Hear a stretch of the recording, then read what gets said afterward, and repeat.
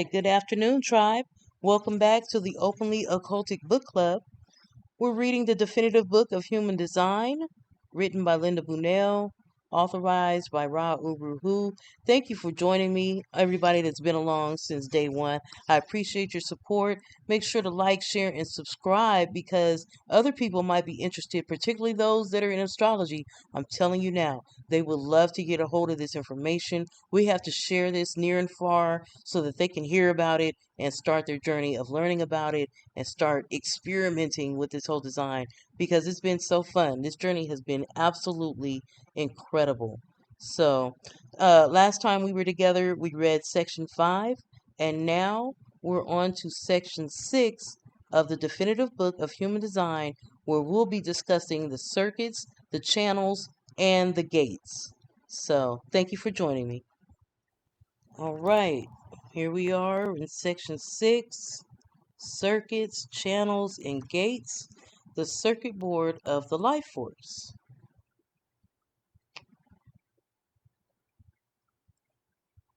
Circuitry explores the way that energy circulates through the channels within the body graph.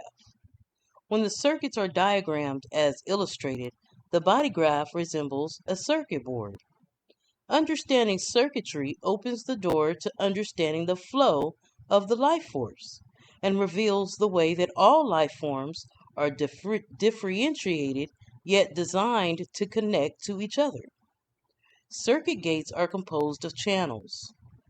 A channel is composed of two gates and connects two centers. The gates in a chart are entry and exit points for the flow of energy to and from the centers. Centers are the hubs that transform and transmute the frequency. The flow or circulation of energy through a channel is like a spark of life that establishes communication between two centers. This basic form of communication is called a life force because it carries the potential for growth and evolution within the form. This resulting life force definition is projected and communicated through our auras and influences or conditions those close to us. Definition in our chart both defines our gifts and determines our limitations for the duration of our life. Each person's life force is unique and distinguishable from all others. Definition represents our reason for incarnating, and it must be expressed through us authentically without the not self distortion of conditioning. There are 36 channels and 64 gates within the Rave body graph. Circuitry ties them together and gives the body graph a solid infrastructure. This infrastructure is composed of the integrated channel and three circuit groups that map the distinctly different yet interconnected routes or ways that energy flows between centers. Circuitry creates a general framework for interpreting the chart of a complex human being. Each channel, with its two gates, adds its theme to that framework. This is amazing. And does it not look like a Kabbalah tree? Right? This body graph chart, I don't know, it's giving Kabbalah tree. It's giving Kabbalah tree. So let me know your thoughts. Of course, we're told anyway at the beginning of the book and various points throughout the book that human design is made up of a synthesis of astrology, the Kabbalah, the Hindu Brahmin chakra system, and the Chinese I-ching, right? So um, it's a synthesis, and then also quantum physics. So it's a synthesis of all these different things merged into one. And for me, all these that's just telltale sign of all these different systems um, in various aspects, in various places of the Cometian Empire, if you will. I think Ra would agree. He took the Egyptian name, right? So we're talking about ancient Egyptian science. is what we're talking about. Ancient Cometian science, Kemetic science, Moorish science, if you will. Um, and so there's that, there's that. I like to talk about these things um, because ancient wisdom, ancient philosophy. I'm just a truth seeker in general. So, whatever the truth, whatever picture is painted, I just want to know the truth. And I find this system to be very close to, you know, what I already knew to be true. We already knew about chakras. I already had my natal chart, my astrological natal chart. I'm learning about the I-ching now because of this. So now I'm hearing about the I-ching. We've known about the Kabbalah, So for me to have all this, and interestingly enough, when I was a teenager, I wanted to be a biochemist. I was into a lot of quantum physics and just really interested in these type of things. So for me, this is really tying so much together, and a nice little neat package, if you will. So yeah, we'll continue on. Let me know if you also would call this Kemetic science. Is that what you would call this? Ancient Moorish science? Kemetic science? Well, the Moors were known as Cometian priests, right? So, okay. The integrated channel and the three circuit groups. In section 2, we learned that pressure from the head and root centers moves energy through the body graph towards the throat center for expression.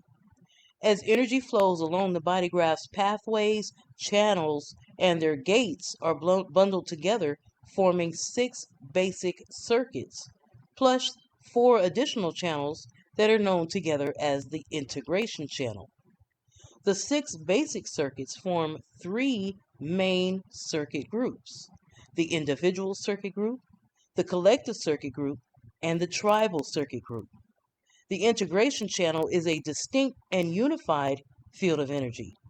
When viewed through the context of circuitry, the definition in a chart shows the ways that our fundamental nature, values, and principles connect to, interact with, and impact others.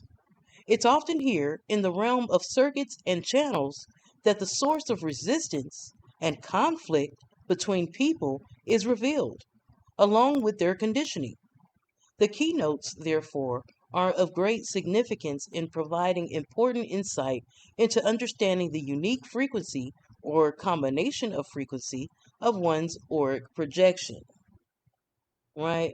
We talked about keynotes previously. I don't know, it might have been in section 2 where keynotes was first brought up. I encourage you to just go ahead. You can pull that video up, or you can just Google keynotes, human design, or keynotes in human design, and you'll get further explanation on what exactly is meant by that. But basically, it's like cliff notes, or not even cliff notes, but just like shorthand. Like you can look at a chart and see, which what kind of definition a person has, which centers are defined, you know, whether or not the energy flows, what channels and gates are defined or not defined. And you could really quickly sum it up within a paragraph of what this person is dealing with, you know. So that's what a keynote is, being able to quickly sum up exactly what it is this person is dealing with based off of these undefined channels and gates and this single definition or multiple types of definitions that they might have that they're going to have one of various types of definitions in their charts. So, and that just explains the flow of energy within this person. So yeah, we're definitely discussing the circuit board of life here. We're talking about energy flowing through circuits, channels, gates, uh, and on multiple different types of levels. You have the integration channel, the individual circuitry, the collective circuitry, the tribal circuitry. This is very, very interesting. Let me look at these images that they got here for us. The integration channels would be these channels over here. on the left side of the body graph, right? Dealing with the spleen, the sacral, the throat, and the G center. Okay, and the individual circuitry is, okay, it's like the middle line, right? Because you got 3 going from the root to the sacral, spleen, and solar plexus. But it's more like that middle, it's that middle circuitry throughout that. Going all the way up to the throat chakra. Okay. And the middle one is from the head and the throat, head and Andra center. Okay, the collective circuitry is the one, the outer circuit, if you will. I see that.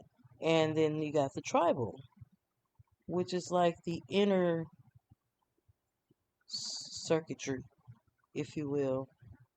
Okay, okay. I'm starting to see. It says on the following pages, you'll find a complete description of the 36 channels and 64 gates. Ooh, this is great. Please find an index below that will help you locate your channels and gates by page number.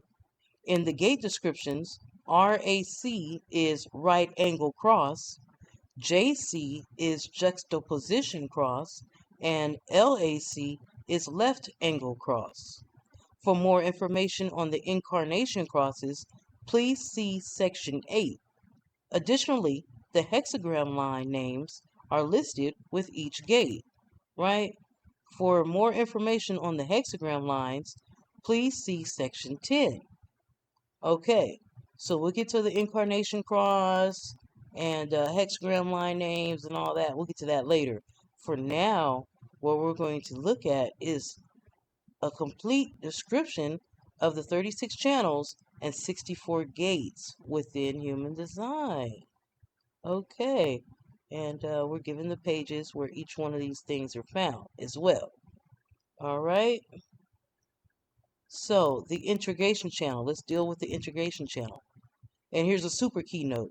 This channel is going to be about self-empowerment, right? So when you see this integration channel on other people's charts, or these gates that have to do with this integration channel, we know that they're dealing with self-empowerment topics, right? So that gate, that integration channel would consist of the channels 34 through 57. Let's see where that's at. 34 through 57. I see 57 in the spleen center, and 34 is here in the sacral center. So it's connecting 57 through 34. We know as a keynote we're dealing with themes of empowerment. That specific channel, 34 through 57, is called power and archetype. Okay, channel 57 through 10. Once again, 57 being in the spleen center. Gate 10 is here in the G center. So that channel is called perfected form, survival. Okay, we have channels 10 through 20. We saw that 10 is in the G center. We see 20 is up here in the throat center. So channel 10 through 20 is called awakening. We're talking about commitment to higher principles.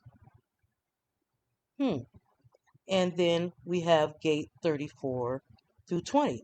34 is here in the sacral center, and 20 is up there in the root center. This is the integration channel. These channels are about self-empowerment. Channel 34 through 20 is about charisma, where awareness must become deed. Interesting. Okay, the integration channel stands on its the integration channel stands on its own alongside the 3 main circuit groups in the infrastructure of the body graph. It is the most complex system of all the channels. This group of 4 channels, which forms a backbone-like structure, in the body graph serves as the key defense mechanism of the form. Integration is the core component of the individuated process, the process of distinguishing ourselves from others. Without it, we could not have differentiated from our primate ancestors. The integration channel fuels the evolutionary process of humanity person by person and contains the full active expression of the life force of the form. With the super keynote of self empowerment, the integration channel is focused entirely on self preservation and empowering the individual nature, expression, knowing, direction, and identity and behavior of the self. The survival of the individual and the drive to be unique is essential to ensuring the survival of the tribe and the collective through mutation. Deep, huh? It gets really deep. The themes that come up in this. And you're like, yeah, nature's nature. The universe is the universe. Things have to get done. And this is how it's going about getting done. You know? The natural primal reflexes built into integration assure us that we can trust the life that lies within us when it's empowered by response, which comes from gate 34, or guided by intuition, which comes from gate 57, directed by the correct behavior, gate 10, and manifested in the now, gate 20. When expressed as a unit, using integration's keynotes by channel, it says, I love myself and I empower myself by listening to my intuition in the now. Or, through response, I am intuitively equipped with the right behavior to survive any circumstance in the now. Those with definition in the integration channel are concerned with self empowerment and express themselves with a notable self sufficiency and self assuredness that neither looks to nor easily accepts direction from others. They should be allowed and encouraged to be self sufficient. Wow, guys. Full disclosure, on my chart, I have gate 57 and gate 10. What did it say? Um, those with definition in the integration channel are concerned with self-empowerment and express themselves with a notable self-sufficiency and self-assuredness that neither looks to nor easily accepts direction from others. Gate 10, gate 57, gate 57. I have gate 57, guided by intuition, and gate 10, which I have, directed by the correct behavior. Okay, cool. Wow. All right. I don't have gate 34, nor do I have gate 20. So, but that's really interesting, right? And let's see. Does this say on here? That's the most that it's telling me on this chart right here, other than my strategy and authority. Yep.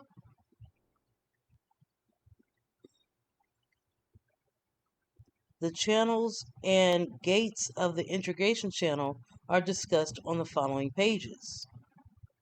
So let's get into these channels and gates. Okay, the channel of power, which is gate 34 through 57, right? Connecting that spleen center to your sacral. Gate 3457, a design of an archetype. Integration channel. Channel type generated, right? Because the sacral center is a generator. So it goes on to tell us more about that. The channel of power links the splenic center to the sacral center through the gate of intuitive insight, gate 57, and the gate of power, gate 34. Channel 34 to 57 is the archetype of what it is to be an individuated human being. Its energy empowers our intuitive capacity to survive through response, keeping us alive by alerting us to danger. Interesting. background. In the channel of power, the generative life force of the sacral empowers the existential awareness or survival intelligence of the spleen, keeping us alert, attuned to our bodies, and constantly on guard for anything that might constitute a threat in our immediate environment. Gate 34 has great power to engage in and sustain activity. Gate 57 operates on an inner sound vibrational level, constantly penetrating and screening its environment. When the two gates are combined within this channel, an archetype emerges based in ancient mammalian memory with a fight or flight instinct to survive. Without this defensive, intuitive intelligence empowered to act spontaneously, we would not and could not have individuated or evolved as a species. It is through the 57th gate that the entire awareness process began its flowering within humanity. Intuition is rooted in splenic awareness and rises instantaneously, free of the time constraints of mental and emotional awareness. In other words, it's never what we think is good for us that will protect us, but rather how we intuitively respond to the diverse vibrations of places or the people around us in the moment. Personal. In order to react clearly and quickly, or make those split-second decisions needed to literally save your life, such as jumping out of the way of a speeding car, you must be consistently grounded in and connected to your body consciousness. This often means being highly selective regarding the verbal input of others, and always listening with your right ear to hear what they're really saying. Following your generator strategy frees up your blend of splenic intuition and sacral power, allowing it to bring you safely through each moment of your life. Determined to keep you independent, alive, acoustically alert, and physically fit, this is an amazing capacity that you can learn to trust completely. Finely honed to your individual survival, it does not take into account the needs and wants of anyone other than you. The great and enduring power undergirding this channel of the archetype is the experience of yourself as an aware and unique being. Once self empowered, you become an inspiring example of what it means to enjoy being a vitally alive, differentiated human being, pure and unconditioned, living moment by moment in response. If you find yourself prone to melancholy, embrace your moods without trying to fix them or figure them out. Interpersonal. People with the channel of power have the potential to perfect their powers of survival through intuitively based response. They don't generally take kindly to anything or anyone that dares to disturb their realm of well being and can become defensive if necessary in order to maintain it. Having evolved beyond the eat or be eaten level of existence, they now rely on their alertness to sustain a healthy vitality that allows them to survive long enough to experience and appreciate the gifts of our species' growing powers of awareness. You know? So that channel is it's very interesting and good to know, you know, that gate of power combined with that intuitive insight is that's something else right there, right? Mm-hmm. It goes on to talk to us more about gate 34, the power of the great. So let me know in the comments if you have this this channel and which consists of gate 34 and gate 57. So let me know in the comments if you have the channel of power, right? A design of an archetype. Okay. And gate 34, it says the power of the great, or the gate of power. You know, now that I think about it, I would be remiss in discussing human design without talking more about cosmic human design. We definitely have to have a discussion about cosmic human design. There's a YouTube channel called Cosmic Human Design, and on this YouTube channel, he's reading these various gates or hexagrams, because a gate in human design is the hexagram in the I-ching, right? So he's reading these different understandings of these different gates, and I think it's a newer or a different type of I-ching. And if you do check those videos out, I would highly suggest you watch some of the intro videos, because they're explaining how they came about with this different type of I-ching. And a lot of it dealt with using pendulums, you know, basically doing a lot of asking of questions when it came to the I-ching that most of us know, the different gates in the I-ching that is basically the most well-known type of I-ching. So it's basically it's a lot that goes with that. We definitely have to have this discussion about cosmic human design, because when I started to watch that and read that, that's when I started to see that there is important information, different and important information being imparted in the cosmic human design. So if you're not new to human design, definitely check out cosmic human design. If you heard about cosmic human design, please leave a comment in the on the video. Let us know. Let us know any information you can impart to us about cosmic human design. There's a lot of different spin-offs when it comes to human design. Come to find out, they have a thing called the gene keys as well. Gene keys.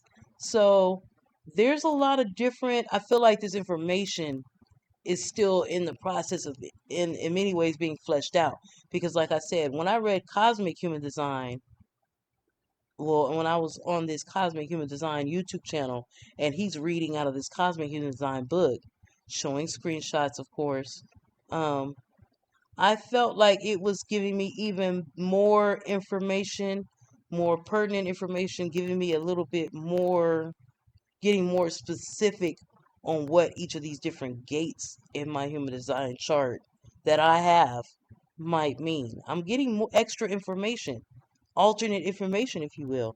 So, and of course, as I said, as you do your own experiment in human design, you can discern whether or not this is true for you or not, whether or not it's true for you, right? So, I'm listening to this cosmic human design and going over the gates pertaining to me and my chart, and it resonated even more so with me than some of the things being said in this book about each gate. Yes. So, but if you're new to human design, because this is already so much information to begin with, definitely learn human design, but you're also definitely going to be hearing about different spin-offs from human design. You'll hear about cosmic human design, and you'll hear about gene keys. So I encourage you to explore all of it. We're talking about self-love, right? We're learning ourselves so we can love ourselves better, understand ourselves better, and actually we're also being practical with this knowledge, because we're realizing we're talking about how energy flows within us each uniquely, and I'm learning about how energy flows within me and how best to deal with it versus fighting the current, right? That's what this is about, trying to make life easier in general, you know? So, thanks for your patience. Let's get back to what it says here in the definitive book of human design about Gate 34. It's called The Power of the Great. It's called the Gate of Power. You can find this as hexagram 34 in I-ching, both versions that I'm talking about. So the gates in human design are akin to the hexagrams in I-ching, I-ching, however we pronounce it. The power of the great, the gate of power. Power is only great when its display or use serves the common good, right? Power is only great when its display or use serves the common good. Gate 34 is in the sacral center. Gate 34 is in the mutation quarter. So we'll learn more about that at a later time. Gate 34's theme is purpose fulfilled through transformation, right? The right angle cross of the sleeping phoenix. What was the JC juxtaposition of power, and the left angle cross of duality. There's a lot being said here. There's a lot you can research separately on your own. If you have Gate 34, you can look up the right angle cross of the sleeping phoenix, the JC of power, the LAC of duality. You can look up what it means to have a mutation quarter, it being the mutation quarter, all that information. There's a lot being taught within this Human Design Center. And what we're talking about is energy. Energy. That's all we're doing is reading about energy. And this is the Openly Occultic Book Club. A reminder, occultic, the occult only is describing something that's hidden, something that's a mystery to other people who haven't learned it, you know? So here we are in the Openly Occultic Book Club, openly reading occultic information, and it's simply dealing with energy work. It's hidden from the general public. We're glad that you're here because now it's not hidden from you. This is not a mystery anymore. We're talking about Gate 34. It says Gate 34 is a potent and impressive source of energy that empowers us towards individuation, displaying and celebrating our uniqueness in the world. Two qualities distinguish this gate from the other 8 in the sacral center, right? Its asexuality and the unavailability of its power to others. If connected to gate 10 in your G center, your energy will be focused on social behaviors or roles that support your strong convictions. If connected to gate 20 in your throat, your power will be resolved to act on your own behalf, to turn your thoughts into deeds, and to express your ability to manifest and thrive. If connected to gate 57 in your spleen center, your intuition will empower your ability to hear what you need to survive perfectly in each moment. Without the spleen's direct intuitive guidance, this relentless power to act may become an unhealthy, meddlesome, and misdirected energy, and you may feel lost in your own momentum, expending energy that serves no one, right? So let's learn how to use our energy in a way that helps, right? Though admired and even sought after, your energy is simply not available to others. It must remain pure in its power and always accessible to you as you seek to be independent and unique, to act on your own convictions, and to triumph, which means to survive as yourself. And it goes on to tell us some more information that is probably new to us. It shows us these 6 different lines. Line 6 is common sense. Line 5 is annihilation. Line 4 is triumph. Line 3 is machismo. Line 2 is momentum. And line 1 is the bully. And you're like, what are we talking about? Let me show you on my chart. Here's my chart. Now, when it says gate, like for instance, here in my sun sign on my personality side, my sun sign is in gate 15. I'm a Gemini. My sun sign is in gate 15. Then it has a dot. And after the dot is a number. And after that dot will be a number 1 through 6. This number that's after the dot is describing the line that he's talking about right now. Line. So for me, I clearly have gate 15, line 1. I have gate 15, line 1 in my chart. If we go to the graph, we see I have gate 15 defined. More information is being imparted here, letting me know specifically it's actually line 1 of gate 15 that I have, and so on and so forth, with all these other different planets on both your design and your personality side, right? Because my design side has my sun sign and gate 25, and as we see on the chart, gate 25 is colored in, is defined on my chart. But to be more specific, it's gate 25, line 3. So see, there's a different energy that comes with each number or each line of the gates. You see?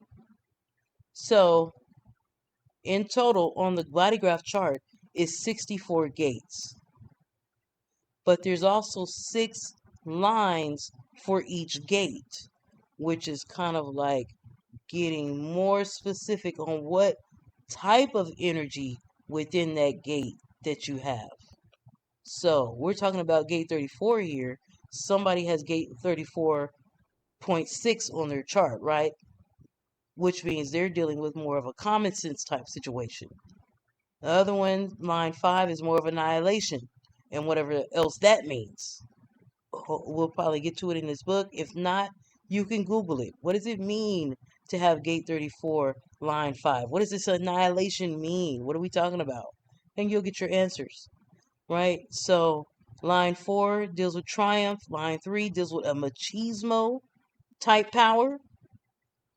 Okay. Line 2 deals with the momentum. Line 1 is the bully, or whatever that means. So we're getting more information. We're seeing how this human design chart is like a treasure map. Like the information is here. It's so much information being told when you look at this visually. There's a lot of information that we're talking about. We have 9 centers. We have 64 gates, which is like, a lot of different gates in each center. We have channels, right? We have single definition or split definition and all these different types of definitions showing how each of the defined centers are connected. And then we have the different lines for each gate, right? And let alone these arrows at the top and what all that means and all kind of other stuff. This human design chart is like a treasure map. I love adventures. I love searching for treasure. So this is so fun for me. All right. Next, we're talking about gate 57, which is called the gentle, the gate of intuitive insight. And again, that would be hexagram 57 in the I-ching, right? The extraordinary power of clarity is what this gate, the energy of this gate, is all about. The extraordinary power of clarity. It's in the spleen center. It's in the duality quarter. The theme is purpose fulfilled through bonding. It's the right angle cross of penetration, the JC of intuition, the left angle cross of the clarion. This is a lot of information that comes with that. So good luck with your research and your growing in knowledge. It says with its clarity of intuitive insight, I really need to be paying attention because I have gate 57, right? I don't know what line is my gate 57 on. I see here I have gate 57 on line 5. Sometimes you can have the same gate on both sides of your chart. So I don't have gate 57 on the other side, but on my personality side, I have gate 57 line 5, right? In that planet, Pluto, I think. Yeah, Pluto. Okay, so I need to pay attention. I'm going to be quiet. I'm going to pay attention. With its clarity of intuitive insight, gate 57 has the capacity to penetrate to one's core in the now. You have a deep inner attunement to sound that is constantly alert to the vibrations coming from your physical, emotional, and psychic environments. Moment by moment, your intuition registers a sense of what is safe, healthy, and good for you, and what is not. Gate 57 is the gate of the right ear. If you want to hear what someone is really saying to you, Listen with your intuitively attuned right ear. You must be alert and focused in the now to hear the messages from your spleen, or the information you're getting for survival may be ignored. You may sometimes appear deaf to others, or be accused of selective hearing, selectively hearing what they have to say. But your intuition is your only guide in determining what the perfect behavior is that will ensure your well being. The only way you'll alleviate your fears for the future is to pay close attention to your instinctual hunches and to that little voice that only speaks once and softly, and act on those hunches immediately. When you're listening and paying attention to your intuition now, there is no tomorrow to fear. Line 6 is utilization. Line 5 is progression. Line 4 is the director. Line 3 is acuteness. Line 2 is cleansing. And line 1 is confusion. So, interesting. Now we're going to move on to the channel of charisma, which is gates 34 and 20. So we're connecting the sacral center with the throat center. It's a design where awareness must become deed. It's part of the integration channel, and it's a manifesting generated type channel, right? Because if your sacral center is defined, you're a generator. But if your sacral center is defined and your throat center is defined, you become a manifesting generator, actually. So you're actually a manifesting generator. All right, so this is manifesting generated energy, this channel of charisma. The channel of charisma links to the sacral center, links the sacral center to the throat center through the gate of power, which is gate 34, and the gate of the now, gate 20. This is the classic manifesting generator channel where the drive to manifest is guided by sacral response. In other words, the warrior or manifester must surrender to the Buddha, the generator, and wait to respond to external stimuli for one's charismatic power to be properly directed into the world. Background. The channel of charisma is one of 3 oppositions. 43 to 23 and 37 through 40 are the other 2 in the Rave Mandala, making this definition a common and consistent life force in the world. When the raw power of gate 34, a pure physiological energy, is processed through the thyroid system, it becomes a key energetic component empowering humanity's survival. The sacral exerts its pressure to stay busy on gate 20, pushing it to expression now. The speed with which generative power meets manifestation happens so quickly that it almost bypasses response, which explains why a person with this channel often has difficulty sitting still or being quiet. Though their scope of influence and accomplishment can be amazing, but without awareness to stay connected to the inner guidance of the sacral, that same driving energy can manifest as an obsession or erupt spontaneously and get carried away by its own momentum like a misguided missile. The energy of channel 34 through 20 is part of the integration self-empowerment process. And because you have the power to maintain activity over long periods of time, it's essential that you apply your energy to something you deeply love doing. Other people may envy your manifestation energy, but it's not available for them to tap into. Your awareness that must become deeds or actions is whatever gate 34's generative power is immediately focused on, as that energy has to be available for you to manifest in the moment. It is correct and healthy for you to remain busily self-absorbed in an activity that is correct and satisfying for you, while remaining generally unavailable to others. In this way, Your genuine vitality and self-empowerment emerges spontaneously with its potential to naturally inspire others. This is the true nature of charisma. When your sacral response is replaced by the mind's shoulds or coulds, however, your great personal power will be diffused or misdirected, compromising your health and your ability to be an example. Interpersonal. Most people with charisma appear generally unavailable to others. As individuals with the potential to act or manifest in the moment, they often find themselves doing just that. Their dilemma is that they can be so busy being busy that they don't always recognize where guidance may be needed. Proper manifesting is of enormous benefit to society.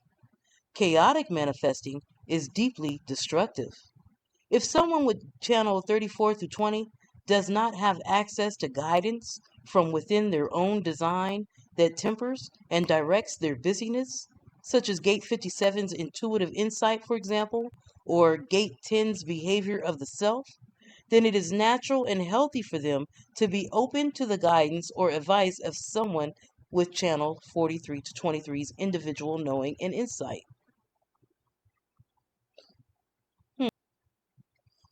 So it says if someone with channel 34 to 20 doesn't have access to guidance from within their own design, um, such as Gate 57 with its intuitive insight or Gate 10's behavior of the self, then it's natural and healthy for that person to be open to the guidance or advice of someone with channel 43 to 23's individual knowing and insight.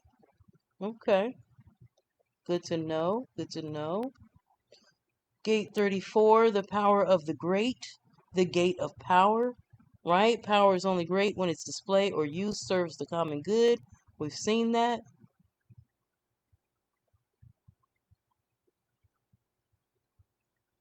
Is this, what's going on? Oh, okay. That's because the channel of charisma is gates 34 and 20. So it's going to it's going to explain gate 34 again, which we already read. And then it goes on to talk about gate 20, which is the gate of contemplation, the gate of the now. Recognition and awareness in the now, which transforms understanding into right action. Right? It's in the throat center. It's the civilization quarter. Its theme is purpose fulfilled through form. It's the right angle cross of the sleeping phoenix. It's in the JC of the now. And it's also in the left angle cross of duality. Gate 20 is a purely existential gate that keeps you focused in the present and supports your capacity to survive as yourself. When your expression is properly timed, awareness will be transformed into words or actions that can impact people around you. This energy frequency is and must be totally absorbed in the present moment. It can give voice to Gate 57's intuitive survival awareness, or to Gate 10's behavioral patterns and commitments to higher principles, or it can manifest Gate 34's sacral power through action towards individuation. Gate 20 expresses the full range of being in the moment from I am now to I know I am myself doing now, but it does not consider the past or the future. To be awake and aware and to survive, you must be fully present to the moment and authentically yourself. There is rarely time to mentally consider or control what comes bubbling up from inside of you, so what you say or what you do is suddenly there for everybody, including you, to witness. In fact, you often see when you're not looking or hear when you're not listening. This is how the potential for evolutionary change hidden in each moment of existence is empowered within you. As you live by your strategy and authority, you become a living example. Your intuitive knowing, personal survival, and mutative self loving behaviors influence or empower others. And if it's on line 6 is wisdom, Line 5, realism. Line 4, application. Line 3, self-awareness. Line 2, the dogmatist. And line 1, superficiality.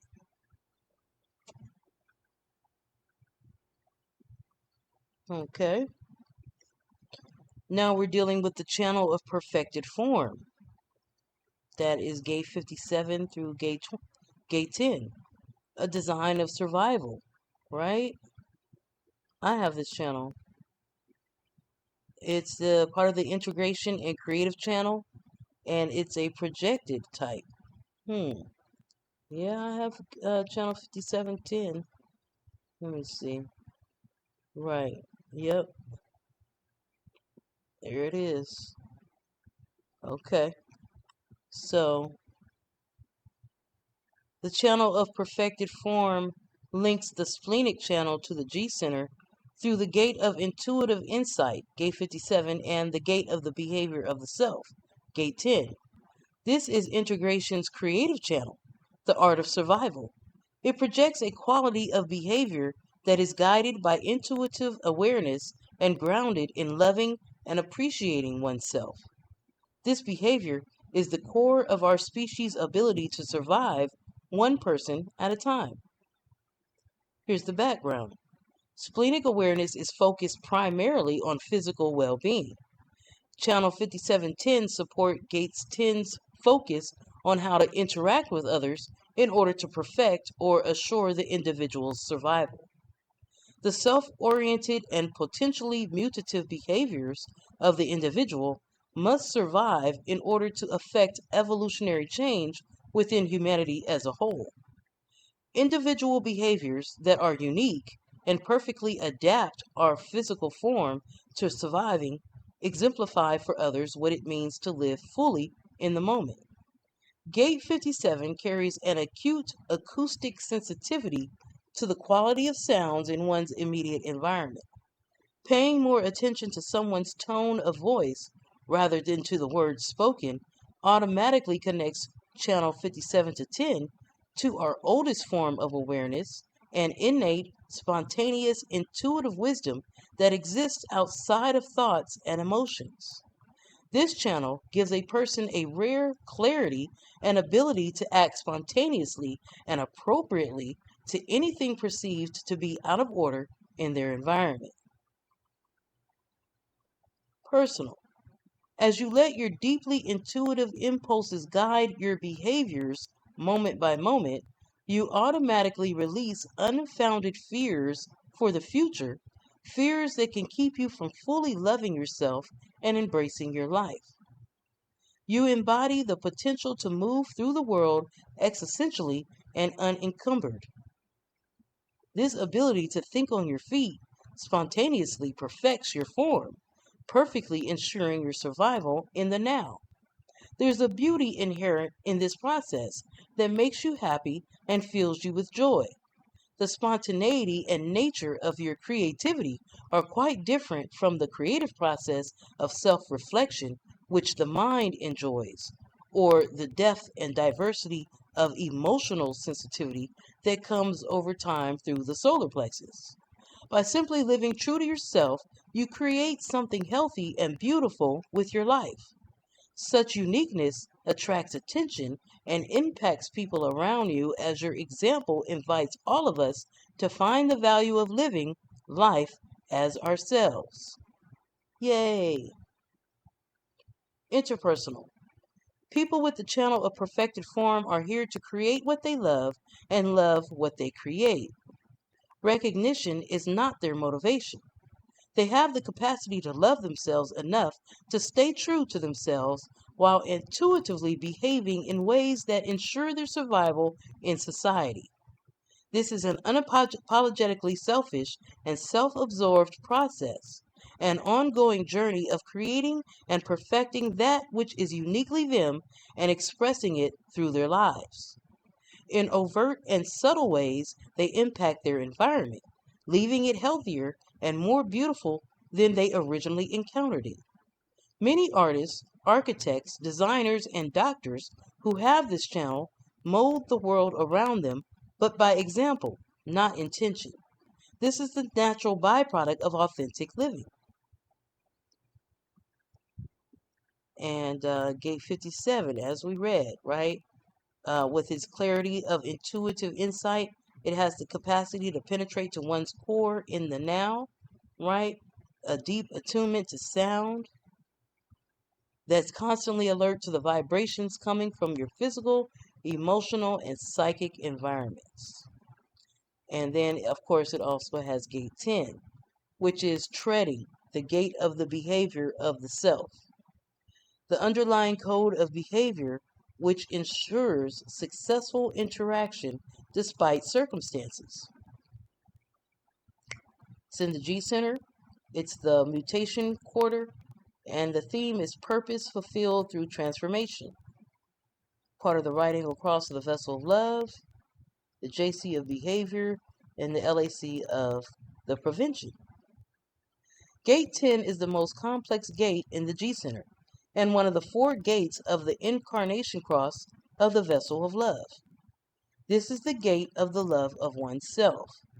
The 6 potential behaviors or roles of the self, listed below, right, in the different lines, are guided by the intuition of gate 57, empowered by the sacral response of gate 34, and manifested or expressed through gate 20.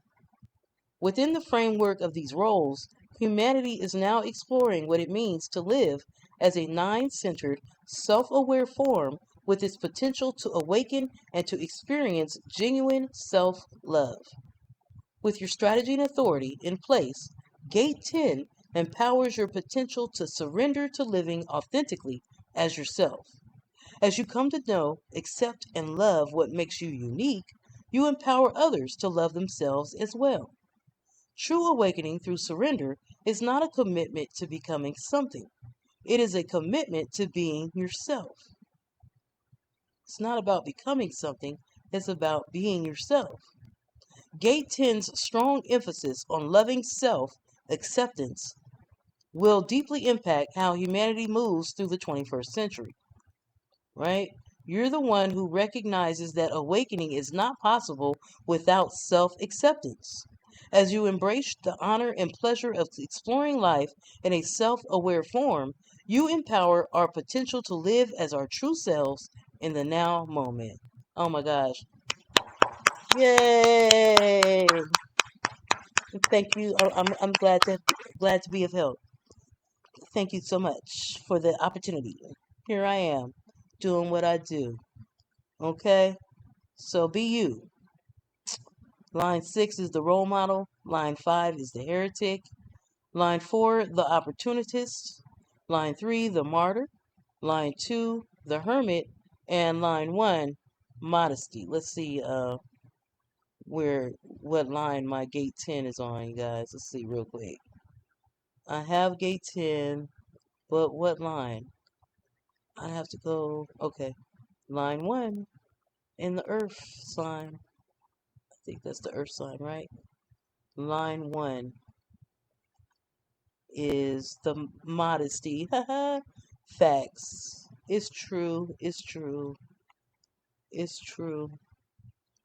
Okay, the channel of awakening, which consists of gate 10 through 20, and gate 20, I mean, not through 20, gate 10 and gate 20. The channel of awakening, a design of commitment to higher principles. This is the part of the integration channel, and it's a projected type. The channel of awakening links the G center to the throat center through the gate of the behavior of self, and the which is gate 10, and the gate of the now, gate 20. For the awake and aware, each moment presents an opportunity for recognition and commitment to principles that transform individual knowing into right action. Yes, that gate 20. This is an action that is tempered by an underlying code of behavior, ensuring successful interaction with others. Gate 10. So here's the background. We're dealing with this channel of awakening, gate 10 and gate 20.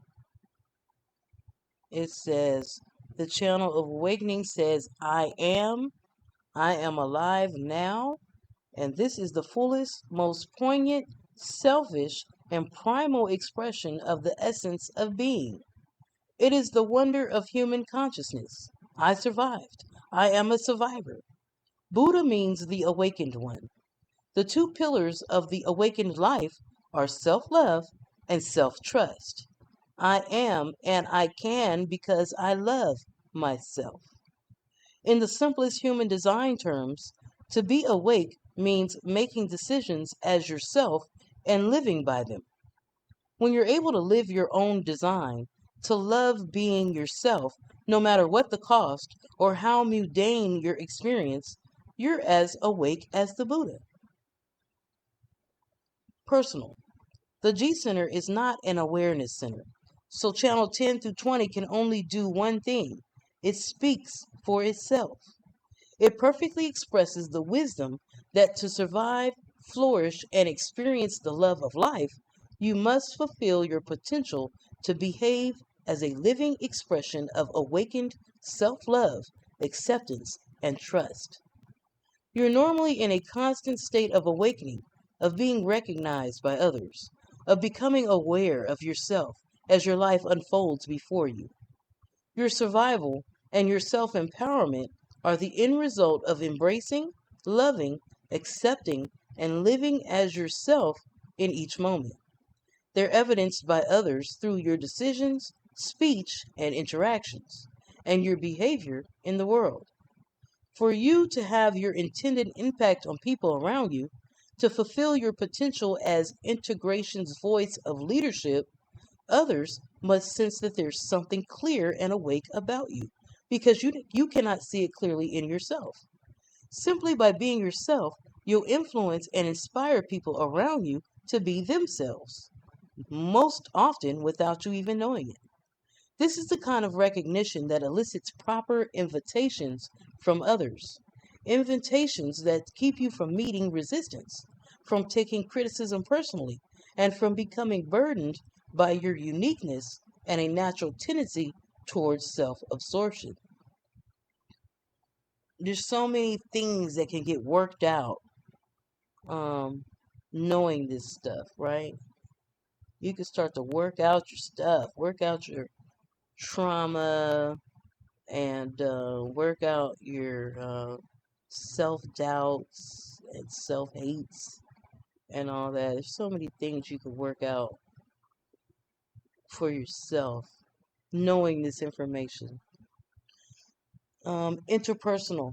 The 6 lines of the 10th gate indicate which behavior principles those with channel 10 through 20 are committed to. The first line says that no one has the potential to be awake in the moment through the ability to know how to act no matter what the circumstances. No one has the potential to be awake in the moment through the ability to know how to act no matter what the circumstances. The second line is designed for independent, self absorbed behavior, and it withdraws into isolation when the conditioning of others wants to pull it away from its true nature. The third line's trial and error testing process can ultimately be of great value to humanity by discovering what does and does not work. The fourth line will wait for the right moment and opportunity to externalize what it knows in order to influence and awaken people close to it. The fifth line will awaken and bring change through directly and overtly challenging the accepted underlying traditions of society. And the sixth line awakens others by its example rather than through words, through the expression of its true nature in the actions of day to day living. Okay, and we've read Gate 10, right? The gate of the behavior of self, the gate of the love of oneself, right? As you come to know, accept, and love what makes you unique, you empower others to love themselves as well. True awakening through surrender is not a commitment to becoming something, it's a commitment to being yourself. You are one who recognizes that awakening is not possible without self-acceptance. Facts. And learning, even before human design, we were learning about astrology, our natal charts, and through that process, we were learning to accept who we were. Self-acceptance, right? This is why I do those things. Dang, now I know. It's just part of who I am. So people can love it or hate it. You know what I'm saying? I'm not going to change too much. I am who I am. You know? Yes. And learning to love yourself. Yes. Absolutely. And we read gate 20, the gate of the now. So let's scroll on past. And the individual circuit group, knowing and centering circuits, right? So now we're moving to the individual circuit group because we just got done reading about the integrated circuit group. So now this individual circuit group is about knowing and centering circuits. Super keynote is about empowerment. Okay, the knowing circuit, the centering circuit, all that is part of the individual circuit group. Okay. Two different circuits within this circuit group. The knowing circuit, and also there's a centering circuit. Oh, wow. Let's go, guys. We begin with the individual circuit group because of its close ties to, and yet distinctive differences from, the core integration channel. Individuality has both the capacity and the responsibility to be a force for change in the world, to bring mutation to the tribe and the collective. The challenge is to do so without being rejected by either group. The individual circuit group is the most complex of the three groups and encompasses the frequencies of all 9 centers. It is oriented to the present moment with attention focused on listening to the beat of its own drum and its determination to follow its own direction. The individual's drive for uniqueness becomes a living example that inspires or empowers or awakens a latent potential in others. Mutation and empowerment, the keynotes associated with individual circuitry, are at the heart of the human design system and of evolution itself. For the individual, these keynotes imply a passion for being true to oneself, for thinking about and being uniquely attuned to the present moment, and for living independent of the norm. Individuals, when their knowing becomes clear, stand ready to embody inspiration or differentiation, which is their way of leading by example. Their gift is recognizing the mutative potential in everything and everyone, and the intuitive sense of the possibility for empowering it. Individual knowing isn't based on either proven facts or experiential learning, but rather on intuition and or the inspiration in the moment, which is why individuals do not fit easily into society. It is imperative, as well as advantageous, that individuals learn how to explain themselves from childhood on. They need to be able to communicate what they hear as inspiration in the moment and what they know inside to be true. This ability to explain facilitates their effectiveness as agents for change and eases their personal feelings of being different, right? So we got to learn as children how to communicate,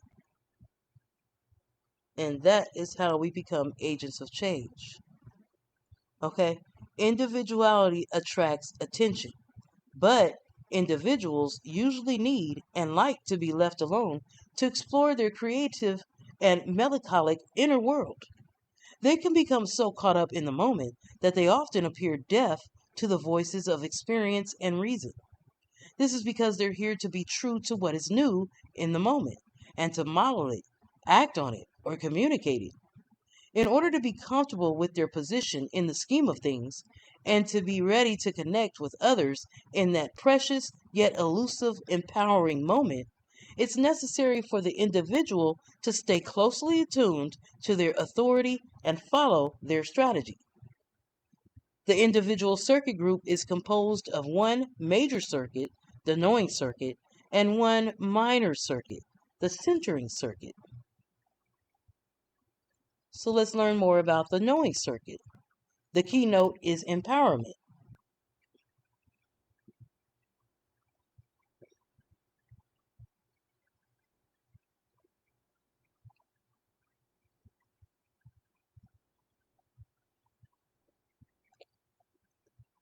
This circuit has many channels, as we can see.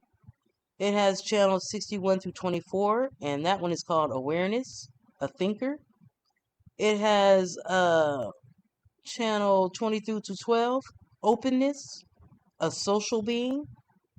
Channel 43 to 23, structuring, individuality. Channel 63, mutation, energy which initiates and fluctuates like a pulse. Channel 38 through 28, struggle, stubbornness. Gate 5720, the brain wave, penetrating awareness. Gate 14.2, the beat, the keeper of keys. Gate 39 through 55, emoting or moodiness. And gate 1.8, channel 1.8, with his inspiration, the creative role model.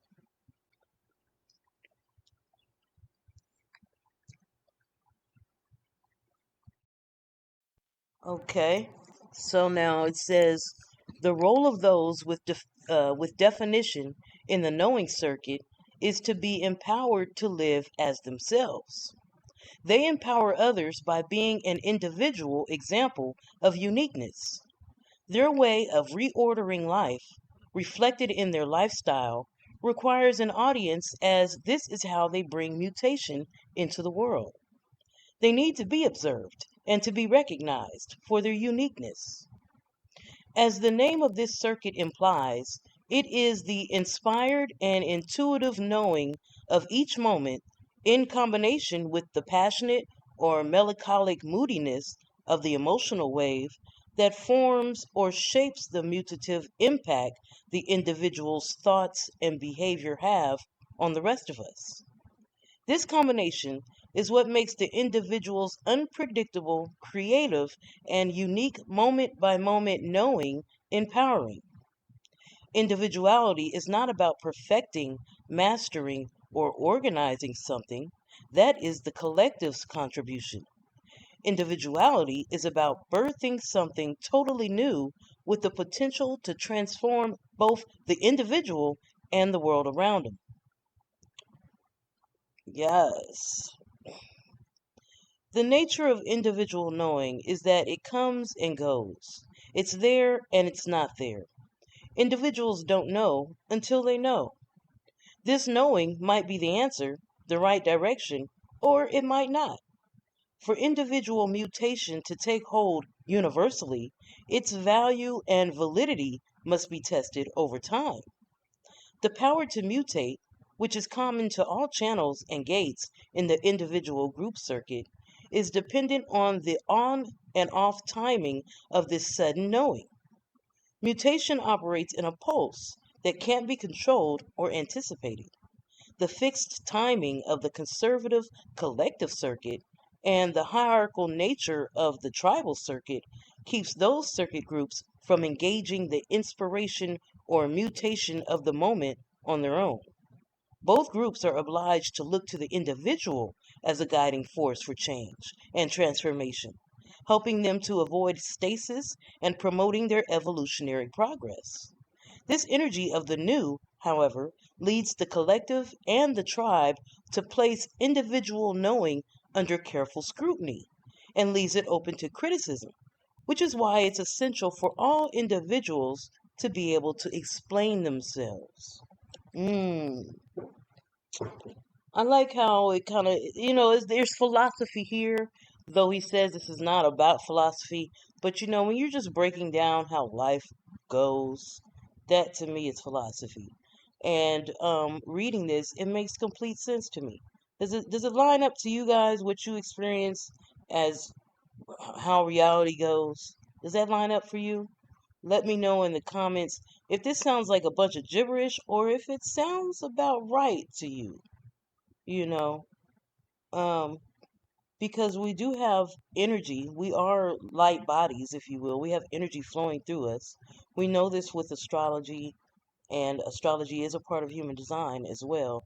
So we understand energies coming from different planets and the moon and the sun, different places to make up our complete makeup. You know what I mean? All this different energy from these different places combined makes us uniquely ourselves.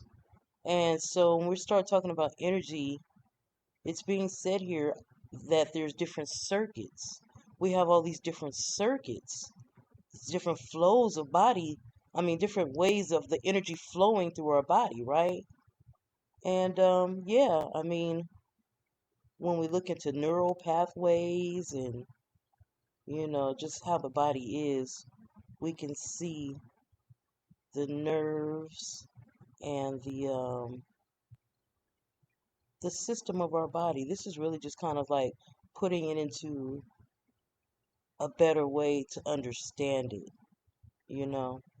So I'm into it. I can dig it. Let's see what else he has to say or she has to say. Um, so yes, a person would need to be able to explain themselves correct. It says individuals are often admired for their difference and envied for the attention that they receive. Their path is a vulnerable, truly personal, and sometimes lonely one, however, and individuals may never know that they've empowered someone else. That's absolutely true. Um, as you guys know, at Cedar Grove Herbs, we received a letter in the mail randomly from a guy that was in prison. And our mission statement, the things the articles and things we had on our website, these things inspired this man. And he had to write a letter to us and, become a customer, purchase products from the store, and really just, we kind of got into a pen pal type situation for a few months. And all because this person was inspired and empowered by us and meanwhile, we didn't even know until we received this letter. So you never know who is watching, who's inspired or empowered by you just being you.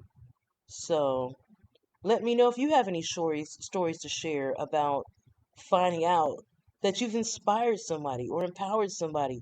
They actually see you as a role model. They actually see you as, someone who helped teach them and show them the way. And you didn't even know this person. You had no idea that you've even inspired this person. And then come to find out, wow, you get to hear that news from this person and you're just like, wow, thankful, I'm glad I could be of help. Let me know in the comments. We'd love to hear those kind of stories. It says that the channels and the gates of the knowing circuit are discussed on the following pages. So let's get into this knowing circuit. The knowing circuit has or includes the channel of mutation, which is gates 3 and 60. It's a design of energy which initiates and fluctuates, and it's a pulse. So again, this is from the knowing channel, and it's a generated type. And I can see that because we know the root center is a motor, and we know the sacral center is a generator. So it's, hey, I can see those two are defined in this picture right here. So this is what we're talking about. The channel of mutation links the root center to the sacral center through the gate of acceptance, which is gate 60, hexagram 60 in the I-ching, and the gate of ordering, gate 3, and hexagram 3, respectively. The potential for evolutionary change that comes through this unpredictable, mutative, and melancholic channel depends on one's capacity to accept limitation, gate 60, and transcend to the confusion of new beginnings, right? Got to rise above the confusion of new beginnings. Okay, and that's gate 3. So let's see. Here's the background. Gate 60 is the hub of all evolutionary possibilities. Wow, it's a strong statement. While Gate 3 is always reaching for what is new and potentially viable, one possibility at a time. The underlying current or frequency governing this adrenalized generating channel of mutation, right? Because the root center deals with adrenaline energy, and as we said, the sacral is a generator, a motor generator as well. So the underlying current or frequency governing this adrenalized generating channel of mutation is the format energy of individual circuitry. Its potent on and off pulsing energy associated with melancholy permeates the way that those with this channel live out their unique designs. This is an energy that also conditions or deeply affects everyone around them. Personal. Your key to living with this melancholic process, which is a mechanical moodiness, is to avoid trying to reason it away. It's better to remain patient and alert as you wait for the new mutation to arrive on the scene through you. Time spent alone with your muse, when the pulse of mutation is off, can deepen and enrich your inner journey. Although you can't always see it, something is stirring underneath, and what is not yet ready to emerge continues to gestate and grow, right? There's a seed there. It's just doing its thing, and this is why you start to feel that kind of moodiness, because something is actually happening behind the scenes. You can't quite put your finger on it, but just be patient, wait it out, and next thing you know, a new idea, something new is born or breaks through the soil, if you will. This is beautiful. This endless movement from chaos to order to chaos is the nature of the format energy, as it always engenders the possibility for something new to come into the world. You only have to accept the limitation inherent in not knowing when this change or this pulse will happen, and surrender to your sacral response to bring the energy of change to all of us, right? Interpersonal. Like music, mutation takes place suddenly, unexpectedly, and in the gaps or the spaces between the pulses or the notes. Yes. It forces everyone to adapt or change or be left behind. Those with the channel of mutation feel the pressure to bring innovation and renewal to their lives, jobs, families, and the world around them. The root center's constant pressure creates inner tension during the times when the on off pulse is off and seemingly nothing is happening. This is experienced on a chemical level in the body as melancholy. As agents of mutation and change, individuals may find themselves trying to give reasons for their moods and getting caught in the discomforting shadow places within themselves which they normally tend to avoid. If they give in to this shadow or do not wait for the correct response, the pressure to change the way things are done can lead to deep personal frustration and depression, as well as instability and chaos in those around them. This is good knowledge. We saying mechanical, we heard the word chemical. So, this is our body is a living, breathing, working machine in many ways. So we need to know that there's certain things that you can't stop these things, and you need to understand what the reason, what is going on. Now we know that when we start feeling this melancholy, that's because it's a chemical response to the off button, basically, of this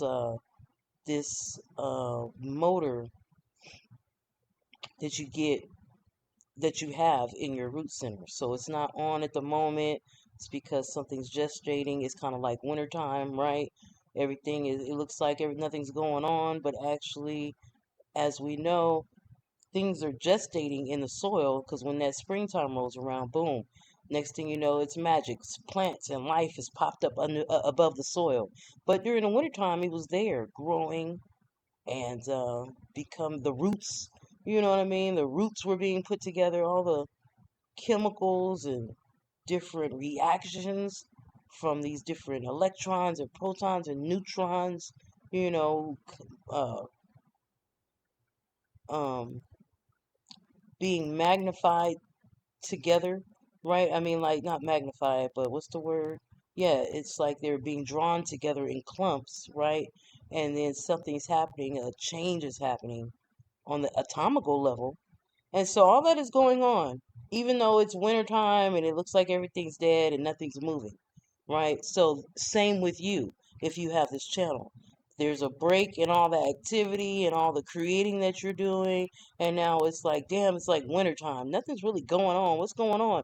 And you start to try, you feel the pressure to make something happen, and you need to actually just kind of wait, because something is naturally going to happen. It's actually naturally happening right now. That's why you're feeling that way. This is what you're feeling, this melancholy you're feeling, this pressure to make something happen. All that is on a chemical response to what's going on with all those atoms, electrons, protons, neutrons being pulled together in a magnified, magnetism and whatnot. These different frequencies coming together to create something new, and it's being created. It's gestating. It's growing. It's just under the surface. Yes, just like the plants under the surface before springtime and the blade of grass or the flower pops up from the soil. You get it? Isn't that great? Okay, so it says format energies exert a powerful influence on all other channels in the circuit and the design as a whole. Format channels run between the root and sacral centers, such as channel 5342, the collective and abstract, channel 60 and 3, individual, right? That individual channel, and 52-9, collective and logical. There is no format channel for the tribal circuit, though. Okay, so we're in the individual circuit. We're looking at the specific channel, the channel of mutation, which consists of gates 3 and 60. This is connecting your root to your sacral center.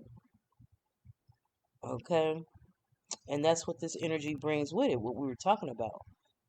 Specifically the mechanicalness behind this, right? And the chemical response behind this as well. And what happens is a form of melancholy and of pressure or inner tension that you start to have to want to create something, right? But you actually should just go ahead and practice your strategy and authority. Be patient, wait it out, right? Knowing that something is growing and is about to break free from the soil. Something new is actually about to form, and it's forming through you. So thank you for the gift that you are. Thank you, because whatever you're bringing is surely to make a ripple, right, a ripple in the lake of all of us as humans, animals, plants, everything. Thank you for being you, and can't wait to see what you bring to the world, because you definitely have the channel to do it. So let's go on. Gate 3, difficulty at the beginning, the gate of ordering. The fundamental challenge of initiation is to transcend confusion and establish order, right? The fundamental challenge of initiation, to initiate something, get something going off the ground, bring something new to the table, is to transcend confusion and establish order.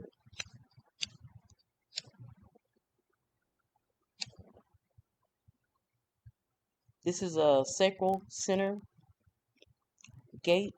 This is from the quarter of initiation. The theme is purpose fulfilled through mind. It's part of the right angle cross of the laws, the JC of mutation, and the left angle cross of wishes. The function of gate 3 is to transcend confusion and establish order so that something new and potentially viable can take hold in the world. You have a connection to unique individual knowing, personal innovation, and the potential for making a significant contribution. Waiting for the right moment for something mutative to happen can feel like forever. You'll need patience to accept Gate 60's occasional bursts of energy and the unknown timing of its limited releases of potential. There's an on off creative pulse that prevails here, and the potential for something new is neither logical nor experiential.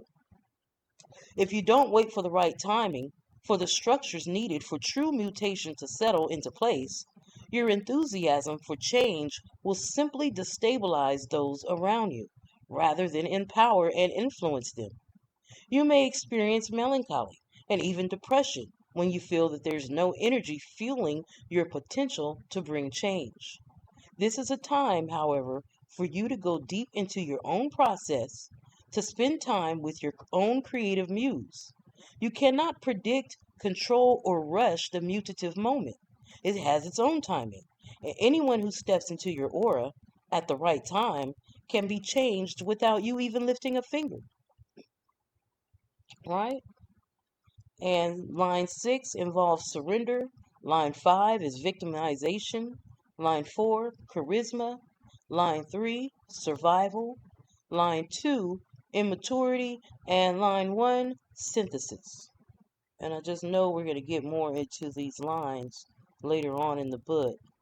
So we'll wait for more of that information. Let's be patient and wait for more of that information to unfold later on as we read this book. So we have gate 60 as well, right? Gate 60 is limitation, the gate of acceptance. The acceptance of limitation is the first step in transcendence. It's at the root center, it's part of the mutation quarter.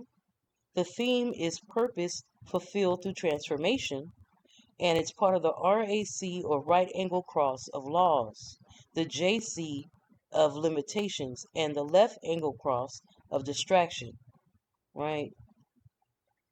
Gate 60 creates the pressure needed for pure energy to mutate into form. Here, the root center feels restraint,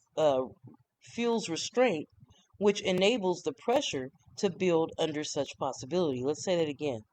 Here, the root center feels restraint, which enables the pressure to build under such possibility.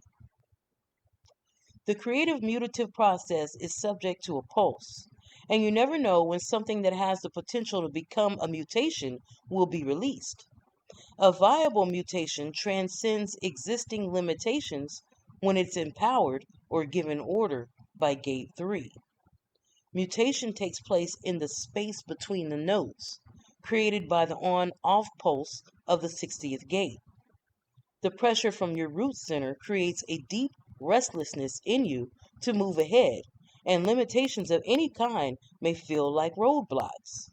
If you become impatient with the unpredictable mutative process, however, the melancholy inherent in the 60th gate can deepen and become chronic depression.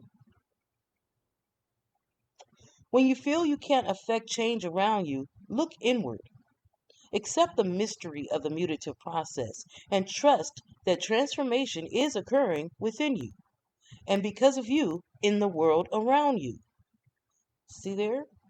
Gate 3 plays a key role in bringing order to the potential chaos that comes from the mutation. Without it, you can feel unable to move forward. So this Gate 3 helps in that process by bringing order to the potential chaos, right, that comes from the mutation occurring. And the mutation is only like, like we said, We're talking even on a micro level, we're discussing atoms coming together that weren't together before. So that right there is a mutation. It just means change. There's a change occurring here. These atoms weren't together in this combination just a second before, and now they're together. Something is growing, something's changing, something's mutating, right? So, yeah, this is beautiful. Line 6 is rigidity. Line 5 is leadership. Line 4, resourcefulness. Line 3 is conservatism. Line 2 is decisiveness. And line 1 is acceptance. Let's go to the channel of the beat now. Still in the knowing circuit, the individual circuit, and it consists of gates 14 and 2. It's called a design of being a keeper of keys. Keeper of keys. We see we're dealing with the sacral center and the G center. So once that sacral center is involved, we know we're dealing with generator type energy because the sacral is a motor. It's a generator. The channel of the beat links the sacral center to the G center through the gate of power skills, which is gate 14, and the gate of higher knowing, which is gate 2. Gate 14 is particularly focused on the availability of material resources to fuel mutation. And gate 2 is the seat of the driver, the magnetic monopole, which holds us together and directs our movement in and through time, in time through space, right? So together as the channel of the beat, they are poised to take us in a new direction. Yes. Here's the background. Channel 14.2 is one of 3 tantric channels in the body graph, the individual tantric channel, and has all the characteristics of individuality such as mutation, innovation, unusualness, newness, uniqueness, and melancholy. Hold on. Let me check my chart to see if I have this channel of the beat. Gate 14.2, coming from that sacral center to the G center. I do. Gate channel 214, I have it. Okay. Cool. I don't know what line my second gate is. So let me see. Okay, line 4. The second gate is in my Chiron on line 4. Okay. Do I have a 2 on the other side? I do. I see a 2 here in my Venus. My Venus is in Gemini. My Venus is gate 2, line 3. Okay. Where's that Mars? No. This is Mercury. I think it's Mars, right? Venus is... I don't know. I'm drawing a blank right now. Anyway, let's go, guys.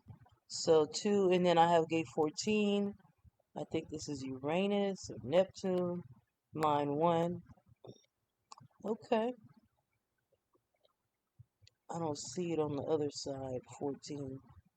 Okay, so this is cool. When I think of the design side, I think of it's in our DNA, our ancestors. It's in our DNA cells. And then the personal is like who we think we are. It's your personality, right? It's who you think you are. So all these gates and stuff on this side are who you think you are. And this over here on the design side is in your DNA. There's no way you can stop that. The ancestors are working through you. And to find out I have gate 2 over there in my DNA, line 3, it's pretty cool, right? So gate 2 being the seat of the driver, which holds us together and directs our movement in time through space, right? So the ancestors, my ancestors are guiding me, my movement in time through space to get to the destination that I'm destined to get through. Right? My DNA is guiding me and leading me. Okay, okay. All right, chill out, right? Calm down. Let's keep reading facts. Okay, so the sacral center is the source of pure generative energy that gives birth to and sustains life on this planet. The G center represents identity, direction, and love. The energy that is generated when you combine Gate 2, higher knowing, with Gate 14, power skills, is a very potent resource for the creative, fertile life force that empowers change in our direction. So, I love the sound of that. Personal. As the keeper of keys, you have access to essential resources necessary to transform the mutative impulse into a material direction. You can bring an innovative and empowering new direction to people, projects, and the planet simply by listening to and trusting your sacral response, even though you don't know where it's taking you or what kind of mutative impact it will have on others. You're able to sustain your own creative efforts or materially provide for and encourage others in their own creative direction. All individuality empowers through example, and your first task is to be true to yourself and live into your own destiny, direction, and purpose. If you attempt to chase after your destiny, you'll end up feeling lost and frustrated. By trusting that life will make decisions through you, you empower others in a purely mechanical way, people passing through your healthy auric field might find their own sense of direction being initiated or having a new direction take hold within them. All you need to do is remain open and responsive to life. Let's read that again. By trusting that life will make decisions through you, you empower others in a purely mechanical way. People passing through your healthy auric field might find their own sense of direction being initiated or have a new direction take hold within them. All you need to do is remain open and responsive to life. Interpersonal. The collective and the tribe are focused on security and the status quo. Channel 14.2 gives the individual the key to bring new directions to the planet by introducing critical new perspectives into the mix so that we can continue to evolve and meet the ever changing challenges of existence. Eventually, the collective and the tribe will test and adapt the perspectives that best apply. Mutation in channel 14.2 is something that just happens in the pulse as a matter of deep response to life and to the identity and direction of the higher self. One moment it's there, and the next it's not. We never know when the new direction will come, where it will take the individual, or how it will mutate the collective or the tribe. So the three tantric channels between the sacral and G centers, channel 515, 14.2, and 29.46, allow the fertile power of the sacral center to connect to and empower the identity, direction, and love of the higher self in the G center. Nice. So let's see. We have gate 14, possession in great measure, the gate of power skills, right? The accumulation and retention of power through skilled interaction, coupling grace with control. Part of the sacral center, mutation quarter. The theme is purpose fulfilled through transformation. It's part of the right angle cross of contagion, the JC of empowering, and the left angle cross of the uncertainty. Gate 14 empowers direction for the individual and humanity through the distribution of available resources. The Gate of Power skills makes sure that mutation is supported and shows us how to invest our resources in order to expand our horizons. The Sacral Center, when defined, has the energy to sustain long hours of creative work, and the 14th gate is fertile power at its most exalted. This is the gas pedal that controls when and how the resources are released. When you're aligned with your design and doing the work that you love to do, you'll generate wealth and power. These resources are not directly for your own use, however, but yours to manage in order to empower others, to support individual creativity, charitable activities, or leaders with a vision for humanity's future. Just throwing your money, however, at anything or anyone is a poor investment.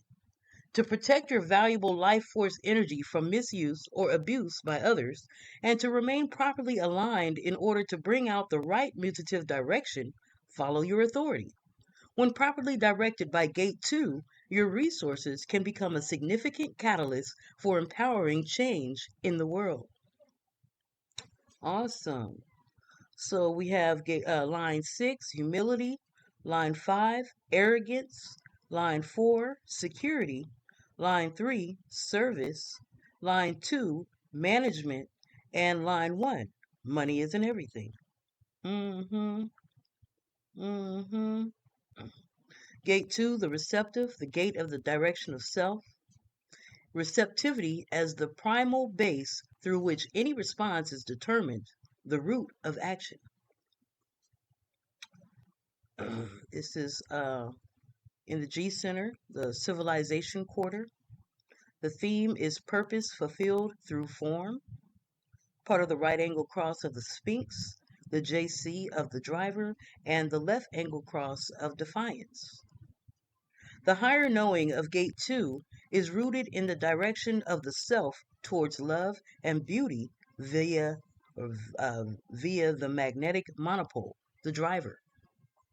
The driver is focused on our movement in time through space, and built into your design is an innate sense of inner direction which is not based simply on geographic location. You cannot change this direction through your mind or your will, and if others are not going in your direction, you may come to a parting of ways. Gate 2 is likened to the key of the vehicle. It starts the engine for the driver. The motor and the fuel to keep moving in your direction comes from the sacral center through gate 14. You may even find yourself directing other people towards the resources that they need to support their creative endeavors. Or discover that by simply aligning to your own direction, you'll automatically empower or confirm in others their own sense of direction. You're a visionary, providing the plan or overview for a new way forward, but you're not here to do the work or make it happen. You look to Gate 14 for allies, for the power and resources.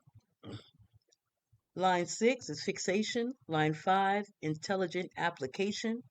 Line 4 is secretiveness. Line 3 is patience. Line 2, genius. And line 1, intuition. So again, 6 different forms or ways that that energy, that core energy from that gate can be manifest within you. So you'll see on your chart which line you are. It's after the dot again on the personality and the design side. The channel of inspiration. This is another knowing or creative channel circuit within this whole individual circuitry. So the channel of inspiration is gate 1 and 8. It's a design of a creative role model, and it's a projected type. The channel of inspiration links the G center to the throat center through the gate of self expression, gate 1, and the gate of contribution, gate 8. Gate 1 is the individual's doorway to creatively expressing a mutative perspective, either through their auric presence or in a form that can be promoted and displayed for all to experience. It takes courage to stand out from the crowd and to inspire others to be equally bold. For this channel, living as an individual is an art and designed to get the public's attention. Background. Channel 1 through 8, or channel 1-8, I keep saying through, but that's not what we're saying. Channel 1-8 provides the public outlet for both the creative, gate 1, and leadership, gate 8, potentials of the knowing circuit. Through the voice of the role model, it says, I know I can or can't make a creative contribution to the evolving goals of the group. People with this channel have an impact on the world around them by living and fully expressing the unique nature of their identity. This impact is not achieved with words or explanations, but by example, by modeling their individual direction. They do it, they live it, and when channel 1-8 is connected to a motor, through channel 214, for instance, their contribution can be even more impressive. Personal. The nature of individual direction is a move towards beauty, powered by its own truth and grounded in the moment. You're designed to model what is meant to be a self expressed, creative individual and attract, deservedly, the attention of others. As you do so, you potentially change their perspective. You inspire new directions in others and free them to express their own uniqueness creatively, like the pianist whose extraordinary performance inspires a person in the audience to take piano lessons. For this kind of individual leadership by example to have an impact, it must come from a place of authentic personal authority that is safe from casual or conditioning influences. Also essential is the recognition that your potential to inspire or empower others is actually a co creation between your dedication to living your individuality, which naturally attracts attention, and others' recognition of your individuality. Channel 1-8 lacks a built-in social adeptness, and it is incumbent on you to develop the skills needed to effectively communicate what you're here to contribute, which includes cultivating the patience to wait for the correct timing to do so. The key to your flowering is being recognized, accepted, and applauded for your individuality and the creative impact that you promote. Interpersonal. Individual style leaders, mutating or empowering by example, draw others along with them by initiating changes in the way that people see, act, and think about life, truth, and the nature of beauty. An underlying recognition that nothing can exist outside of the totality contributes to their overall impact on society. Those with the channel of inspiration know how to live their uniqueness with exuberance, and in the process, they empower others to be their own unique, inspiring, and differentiated selves. Okay? So, like we said, this channel consists of gate 1 and gate 8. Gate 1, the creative, the gate of self expression, and it says here creation as a primal force, the energy, potential to manifest inspiration without limitation. It's part of the G Center. It's the part of the quarter mutation.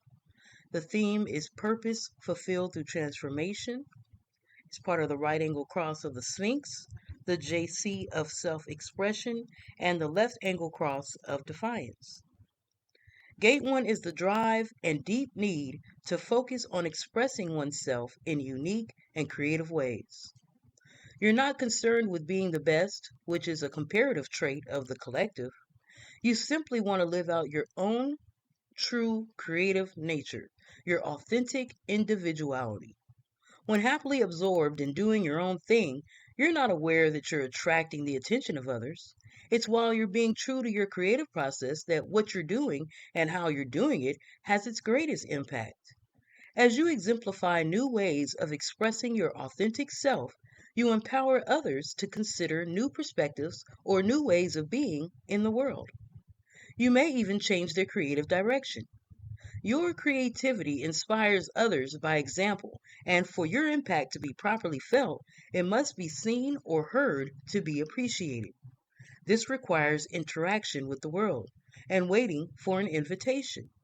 Without Gate 8, what you probably find least attractive is marketing, right? Marketing your own work.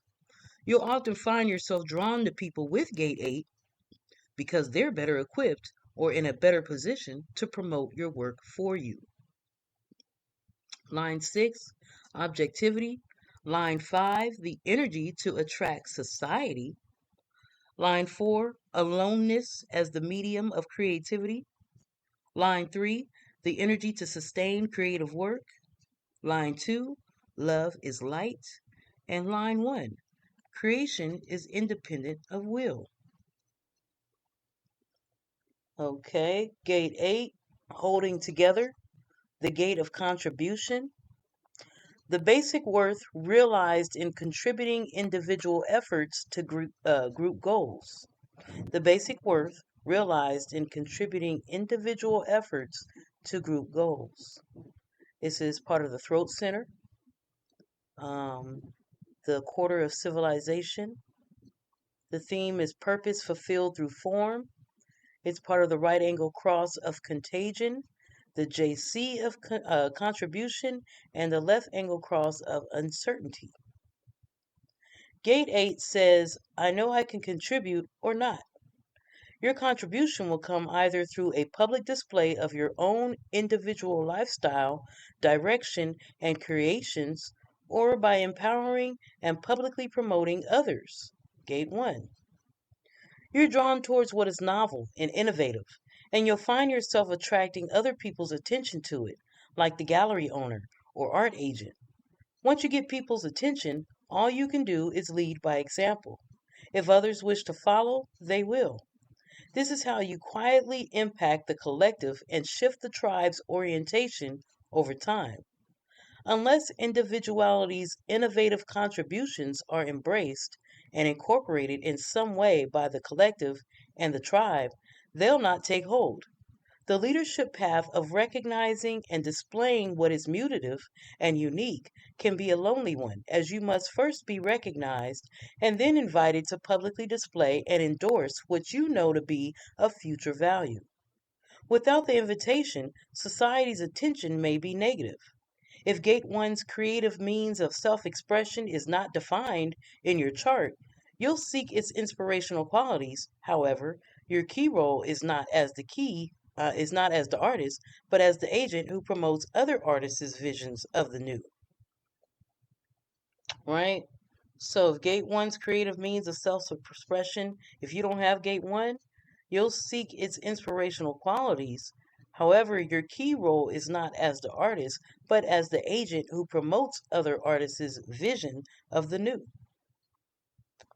Line 6 is communion. Line 5 is dharma. Line 4 is respect. Line 3, the phony. Line 2, service. And line 1 is honesty.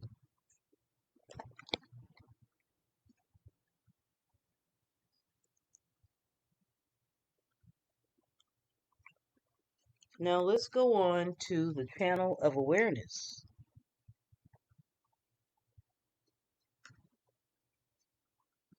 Okay, it's a design of a thinker, right? We're dealing with the head center, the Anja center, which is the third eye, right? It's part of the circuit of knowing, and it's a projected type of channel. The channel of awareness links to the head center, or links the head center to the Anja center through the gate of mystery, gate 61, and the gate of rationalization, gate 24. The mental capacities of the individual are comprised of the inspiration of gate 61, inner truth, and the rationalization of gate 24. The return.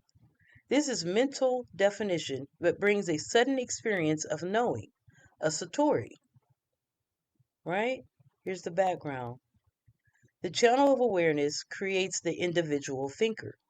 The pressure in the head center to know the unknowable is conceptualized through the Anja center or Anjna center into a rational answer. Thinking with this channel is not about discovering, it's about processing the acoustic mind. It's about the mutation that is possible when there's a gap in the thinking process and a new thought can come in.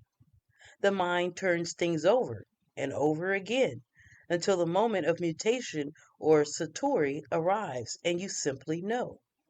Individual thinking cannot relate to the past and reflect on it the way that abstract thinking does, such as that found in channel 6447.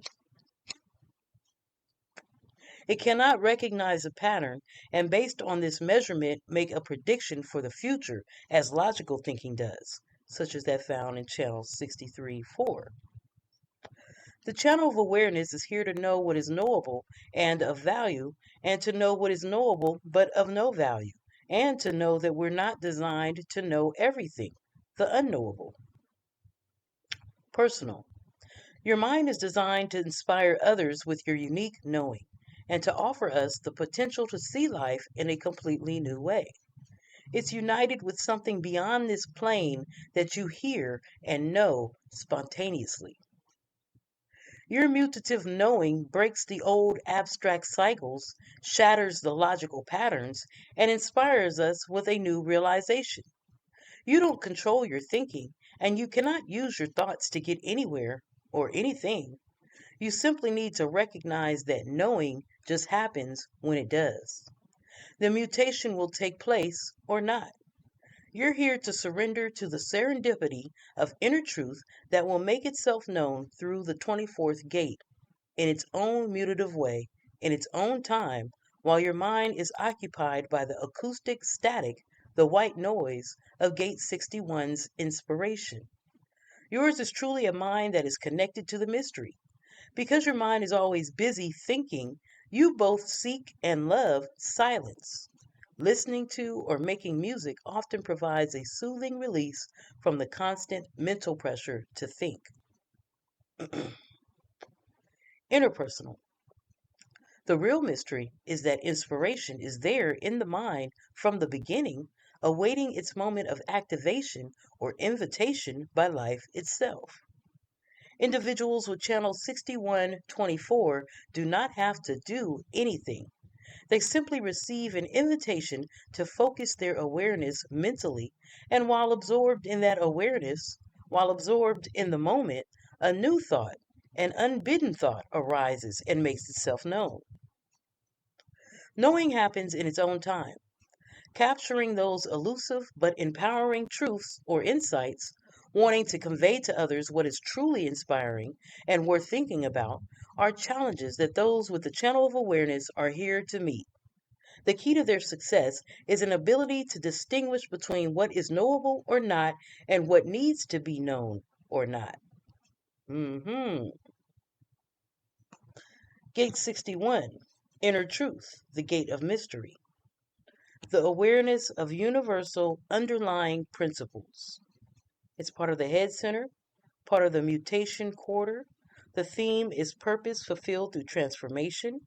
It's part of the right angle cross of Maya, JC of thinking, and the left angle cross of obscuration.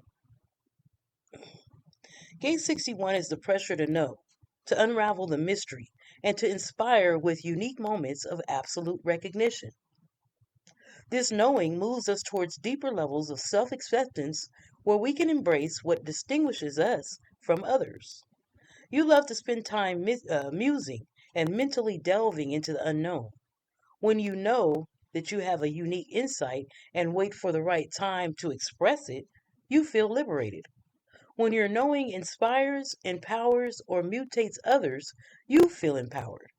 Compared to the collective mind, which is either focused on what happened in the past or predicting what may happen in the future, your individual mind yearns for silence now, for all the voices and dialogue to stop.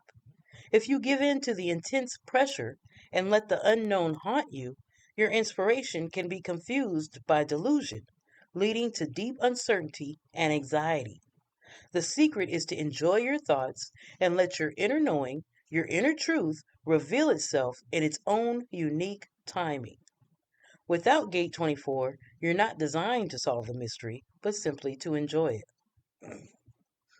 So, line 6 is appeal, line 5, influence, line 4 is research, line 3, interdependence, line 2, natural brilliance, and line 1, occult knowledge. Hidden knowledge, right? Yes. So, hidden being mystery, right? Hidden is occult meaning history, mystery or hidden, right? So, Once again, shout out to all of you joining me here at the Openly Occultic Book Club. Yes. Okay. So, like we said, this is a channel that we're discussing. We're discussing the channel of awareness, which consists of gate 61 to 24.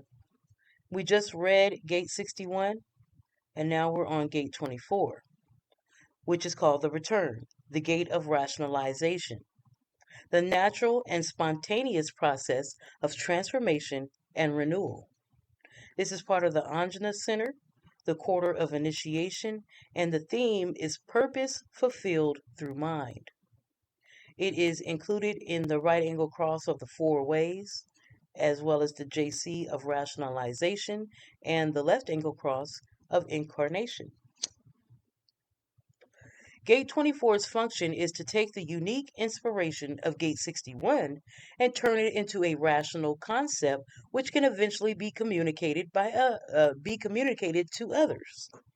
It returns to the same territory over and over again, pondering a thought that it considers inspiring, reviewing it until it can be brought into form. Your mind cannot act on the inspiration, however, or prove it logically or through past experience. This is a natural and spontaneous process of transformation, mental renewal, and unique knowing. One moment the knowing is not there, and the next moment it is.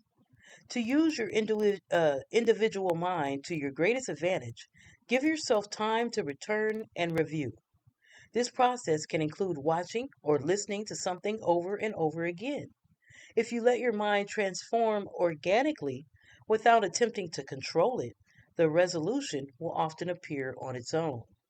You'll hear it in a moment of silence, like those ahas that pop into your mind in the middle of the night.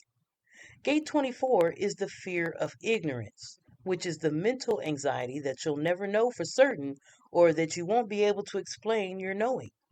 If you try and make decisions with your mind, you'll trigger this anxiety. Without gate 61, you're under pressure to make not self mental decisions and to look for the next inspiring mystery to solve. Line 6 is the gift course. Line 5, confession. Line 4, the hermit. Line 3, the addict. Line 2, recognition. And line 1, the sin of omission. Interesting names there, huh? All right. We're still in the circuit of knowing, still part of the individuality circuit, but remember that individuality circuit is broken down into two minor circuits. Well, a major and a minor circuit. The major circuit within this circuit of individuality is the circuit of knowing. So we're still dealing with that, and I think when we're done with this a little bit further, we'll end the video here and we'll continue on in our next video with the rest of section 6 that we're reading. Okay, so now we're at the channel of structuring, gate 43 and 23, a design of individuality from genius to freak, again, part of the circuit of knowing, and it's a projected channel type. The channel of structuring links the Anjna center to the throat through the gate of insight, gate 43, and the gate of assimilation, gate 23. The inspired knowing and rationalizations of channel 6124 are received by gate 43, where they spontaneously break through as insights, which the 23rd gate assimilates and expresses. Empowerment and evolutionary change are possible when new perspectives and innovative thinking are clearly explained and accepted. So here's a little background. When the mind is connected to the throat center through this individual channel, it engages in a mutative and metamorphic process that empowers efficiency. The channel of structuring conceptualizes and expresses a unique and original perspective in a way that changes how people see and think. Using keynotes, for example, is an ultra efficient way to say something, right? For empowerment and change to take effect, however, the magic of strategy and authority is required. If those with this channel don't wait for proper timing, their unique knowing, no matter how well expressed, will rarely be of value to or understood by others. All outer mental authority responds to the natural flow that results when expression follows strategy and authority. Personal. Your challenge is to simply let go of control and allow your mind to process its knowing in its own way and timing. All you can do is develop a proficiency for explaining what you know simply and clearly. As you do so, the opportunities to express your unique insights, your own genius, will naturally arise out of others' recognition of your gifts. There's no need or even real ability for you to plan what you'll say beforehand. It's not necessary to know why your mind says what it says or attract significance to when it says it. Your mind is here to embrace not only your knowing, but to explore what isn't known. You see someone whose thinking feels like it, I'm sorry, you are someone whose thinking feels like it's light years ahead. In order for your genius to be embraced, you must be aligned with the flow of your unique design. When you correctly share your insights with others by waiting for the appropriate timing through strategy and authority, you'll not be perceived as a freak, as this recognition allows your individual knowing to penetrate and mutate the collective or tribe. When your timing is off, however, you'll be dismissed, feel alienated, and at times may even reject your own unique knowing. Expressing your outer authority is a process. It takes time to learn how to communicate your innovative thinking, and people don't shift easily. You may have to explain yourself many times before the new concept takes hold and your genius is truly recognized. Interpersonal. The gift of the channel of structuring is the ability to develop techniques and concepts that enhance efficiency. This mind can look at the way something has been done or is being done and suddenly know a much better and faster way of doing the same thing. This innovative thinking results in quantum leaps that can move entire organizations to higher planes of efficiency and potentially bring a new level of refinement and wisdom into the world. In order to stay in integrity with their inner knowing, however, those with this channel can appear very deaf to others. See Gate 43. The individual mind will always feel like an outsider standing at the door, waiting for the invitation to offer its unique knowing. That's a quote from Ra Uru, the the guy that designed this, that came out with this human design system. And along with that gate, we have gate 43. Together, these gates make up this channel that we're discussing here. Gate 43, breakthrough, the gate of insight. In order for achievement to be maintained, a new order must be fairly established. It's part of the Anja Center. It's part of the Mutation Quarter. Its theme is purpose fulfilled through transformation. It's included in the right angle cross of explanation, the JC of insight, and the left angle cross of dedication. Gate 43 is the gate of the inner ear and only listens to its own unique inner voice. It transforms rational inner knowing into individual insight through spontaneous breakthrough to a new perspective. Your knowing is not backed up by facts, however, and it can take fortitude to stand behind and explain insights that seem freakish and completely outside of the collective or tribal norms. You have the capacity, when the timing is right, to mentally mold a unique and mutative awareness into its final shape. When fully conceptualized, your insights need to be invited down to gate 23 in the throat to bring the potential mutation, the possibilities of a new perspective, out into the world. Nothing's more difficult for you than to listen to and really hear others. It's not your fault. nor a problem to be fixed, but simply your genetic protection from undue influence. Gate 43 carries a fear of rejection. You may experience mental anxiety that you'll not be able to explain your ideas or that they're too weird and will be rejected. Without Gate 23, there is the dilemma of how to express your breakthrough. Because remember, Gate 23 is in the throat, right? Gate 23, let's go back up. Gate 23, it said without Gate 23? Oh, okay.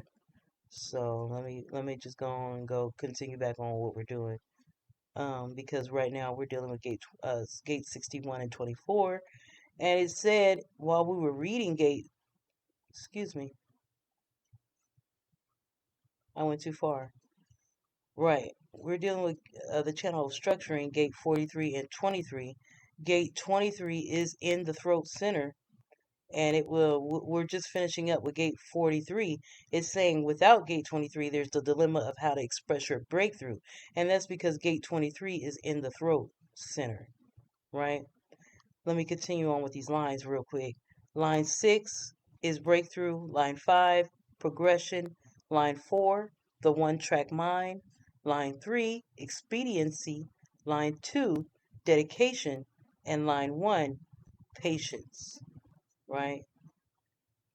All right, so gate 23, splitting apart, the gate of assimilation, amorality, the awareness and understanding which leads to the acceptance of diversity. It's in the throat center. It's in the quarter of civilization. The theme is purpose fulfilled through form. It's part of the right angle cross of explanation, the JC of assimilation, and the LAC or left angle cross of dedication. Gate 23 is where inspiration as inner knowing is finally translated into language. Its amorality, acceptance of diversity, and ability to cut through mental intolerance opens the way for mutation to take hold in the world. Expression through the gate of assimilation initiates us into new ways of thinking. Here, your unique voice can finally say, I know. And what you know or don't know will always attract the attention of others, but can also keep you on the outside looking in. Insights that are potentially different and transformative require that you communicate their essence clearly. If your unique perspective is truly to be of value to others, you must wait for the right timing to speak, and explain it in a simple and accessible way. If you don't, you'll be dismissed as a freak. It's also important that you speak only what you truly know. Over time, your genius will be recognized and you'll earn the respect of others. Without Gate 43's conceptualizing, there's mental anxiety that what you say may not be clear and will be misunderstood or rejected. So if you have Gate 23, you're going to have one of 6 lines, right? Line 6 is fusion. Line 5 is assimilation. Line 4 is fragmentation. Line 3, individuality. Line 2, self-defense. And line 1, proselytization. So,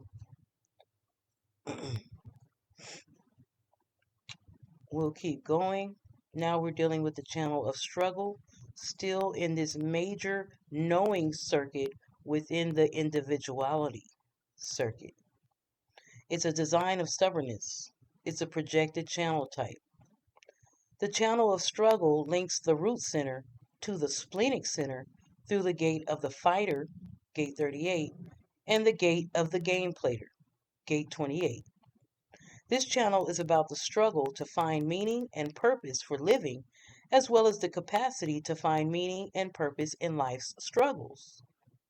Gate 28 brings the awareness of whether struggle is appropriate or not, and discerns what has value and therefore worth fighting for. Gate 38 is the pressure to preserve individual integrity, to fight against or to oppose outside forces that would take one away from the true self. Interesting.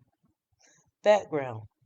Channel 3828 brings the realization that elevates Homo sapiens above their primitive ancestors, namely, there's more to life than just staying alive.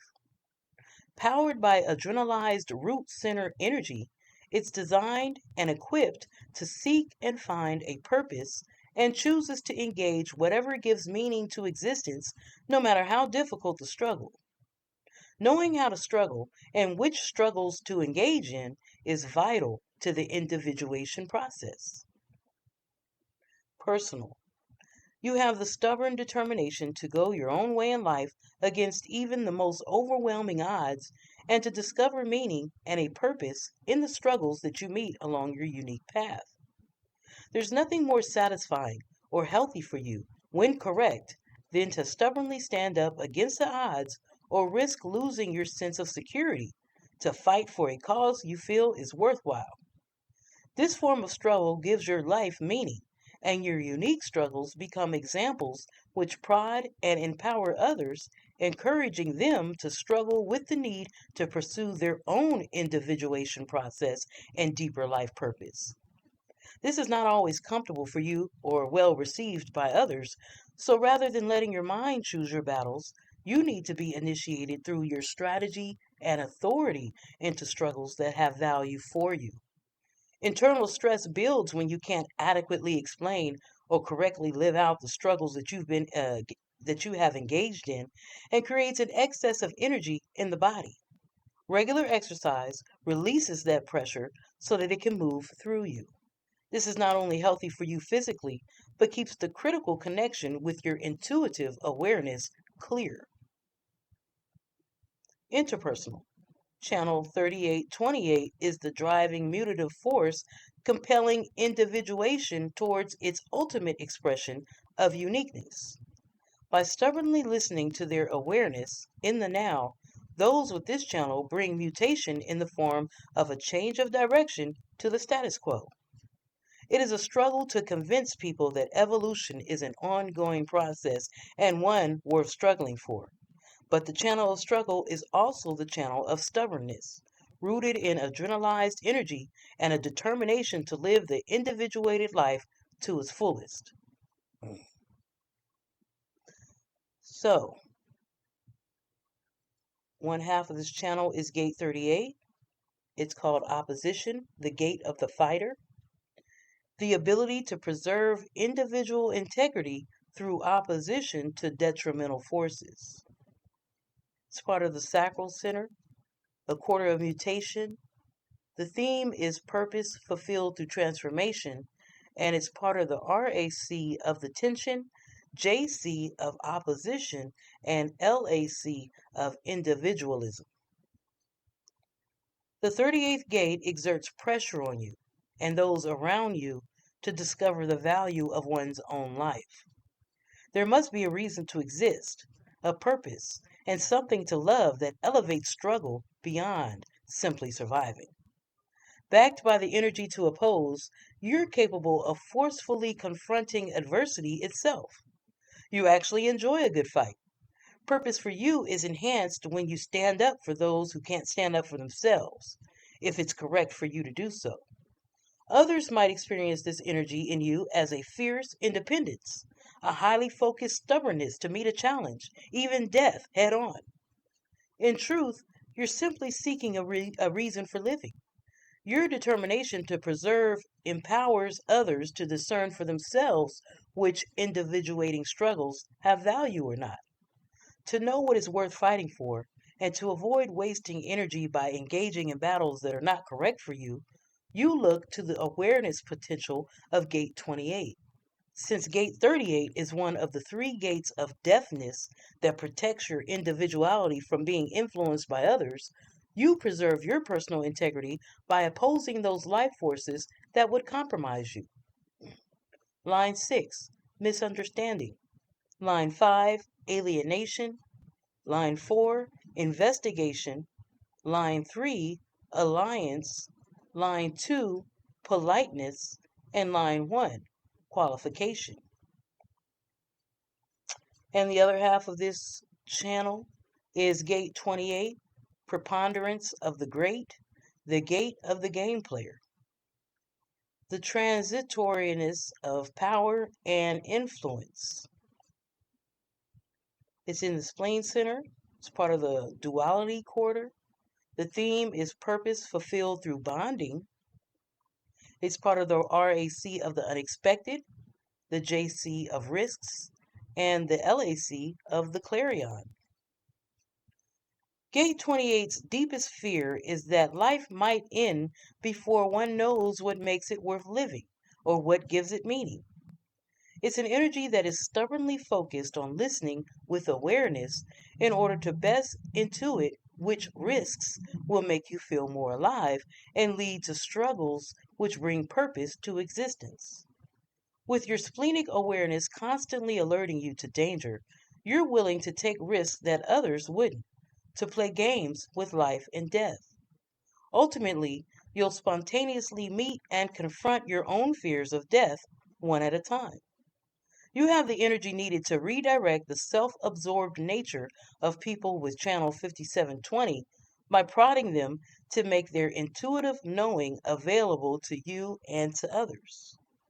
Your own awareness helps people with gate 38 determine who or what they should invest their energy in, enabling them to better assess the health and safety factors for whatever they consider worth fighting for. Without gate 38, you may fall victim to unnecessary pressure to fight or struggle, experiencing needless resistance and exhaustion. You look to people with gate 38 for clues about what they have discovered makes their life's struggles worthwhile. Line 6 is blaze of glory. Line 5 is treachery. Line 4, holding on. Line 3, adventurism. Line 2, shaking hands with the devil. So you definitely a daredevil. You are not afraid to face, you play them games. You be risky. You'll play games with life and death. Shaking hands with the devil. Okay. Line 1, preparation. And really, I'm just assuming because we haven't even read what each of these lines actually contain. We just know it's a slight variation of energy that is coming from this gate 28. So we'll get to that surely. And now we're dealing with the channel of the brave wave, the brain wave, the brave wave, the brain wave. Yeah, we'll finish up this knowing circuit, and when we come back, we'll get to the minor circuit within this individual circuit and continue on because this is very informative. We need to know this information. We're now getting into the details and the nitty gritty of these gates and channels within human design, keeping in mind that the gates are akin to the hexagrams in the I-ching. So gate 57 in human design would be hexagram 57, gate 57 in whichever gate in human design would be akin to the hexagram in I-ching or I-ching, however you say it. So this video is getting to be long, and I know I don't want to lose people's attention. So we're going to, I'll finish this channel of the brainwave and then we'll cut it then, okay? And we'll be back on a future episode to continue with our reading on this information. All right, so the channel of the brainwave consists of gates 57 and gate 20. It's a design of penetrating awareness. It's part of the knowing circuit, and it's a projected channel type. The channel of the brain wave links the splenic center to the throat center through the gate of intuitive clarity, gate 57, and the gate of the now, gate 20. This is where intuitive insight is given its clearest voice in the now moment.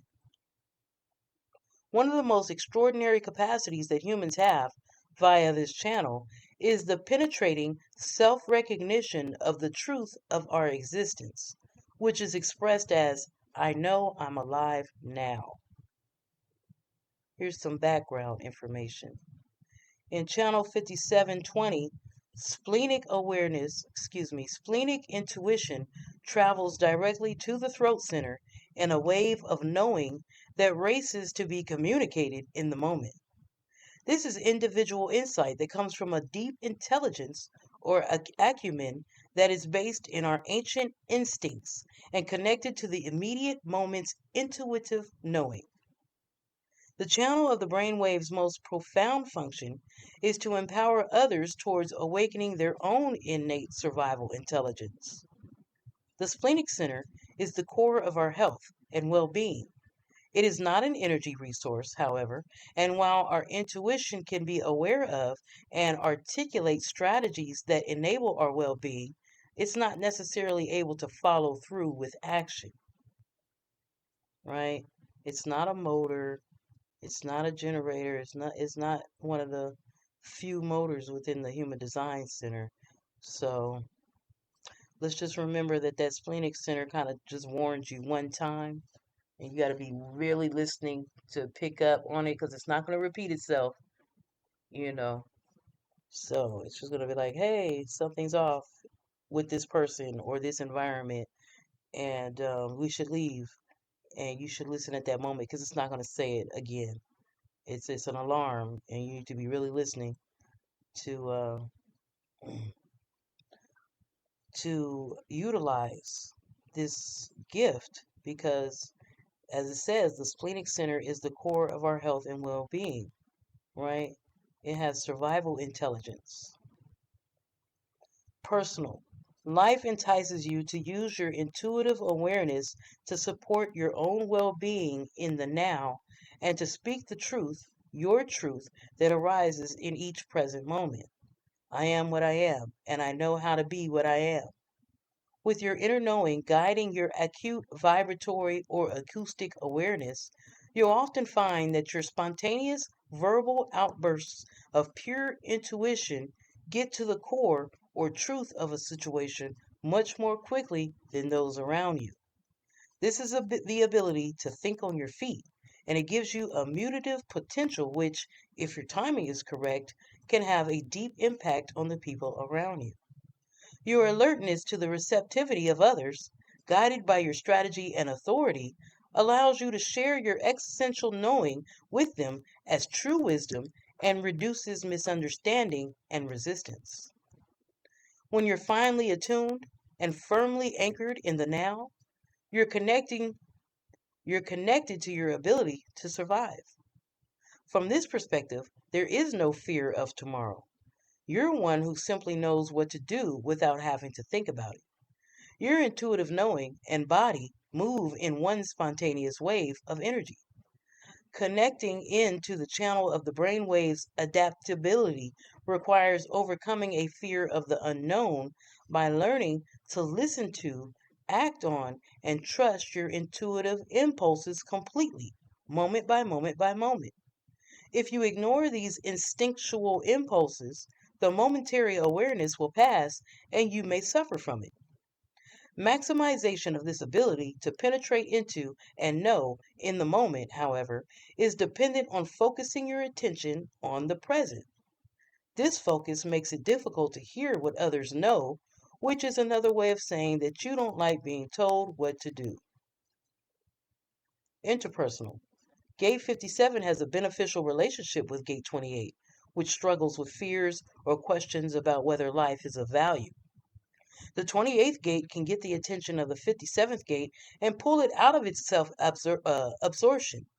Its search for meaning in life prods Gate 57, which struggles itself with the uncertainty of its spontaneous words and actions, to release its intuitive knowing and truth in order to find the answers that the Gate 28 seeks.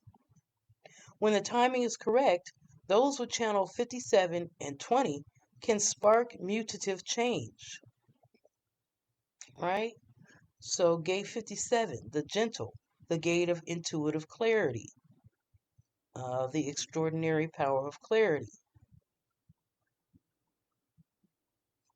And we read this earlier about gate 57. With its clarity of an intuitive insight, gate 57 has the capacity to penetrate to one's core in the now, You have a deep inner attunement to sound that's constantly alert to the vibrations coming from your physical, emotional, and psychic environments. Moment by moment, your intuition registers a sense of what is safe, healthy, and good for you, and what's not. Gate 57 is the gate of the right ear. If you want to hear what someone is really saying to you, listen with your intuitively attuned right ear. You must be alert and focused in the now to hear the messages from your spleen, or the information you're getting for survival may be ignored. You may sometimes appear deaf to others or be accused of selectively hearing what they have to say. But your intuition is your only guide in determining what the perfect behavior is that will ensure your well being. The only way you'll alleviate your fears for the future is to pay close attention to your instinctual hunches, to that little voice that only speaks once and softly, and act on those hunches immediately. When you're listening and paying attention to your intuition now, there is no tomorrow to fear, right? Line 6, utilization. Line 5, progression.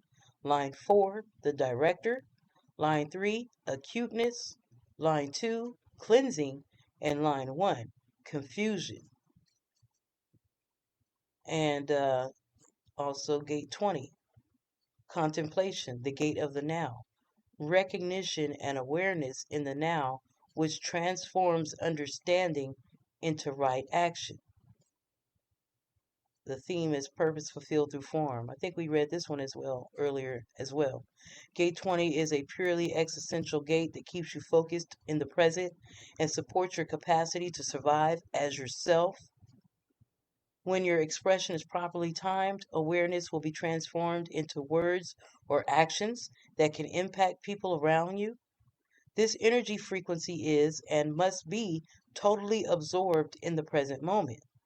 It can give voice to Gate 57's intuitive survival awareness, to Gate 10's behavioral patterns and commitments to higher principles, or it can manifest Gate 34's sacral power through action towards individuation.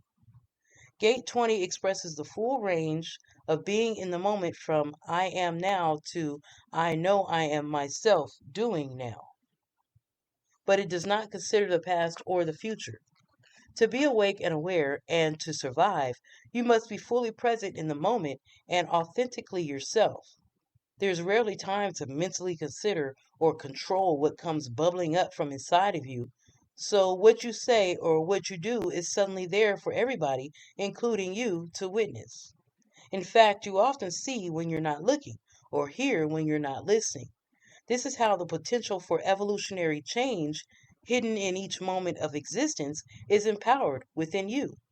As you live by your strategy and authority, you become a living example. Your intuitive knowing, personal survival, and mutative self loving behaviors influence or empower others. Right?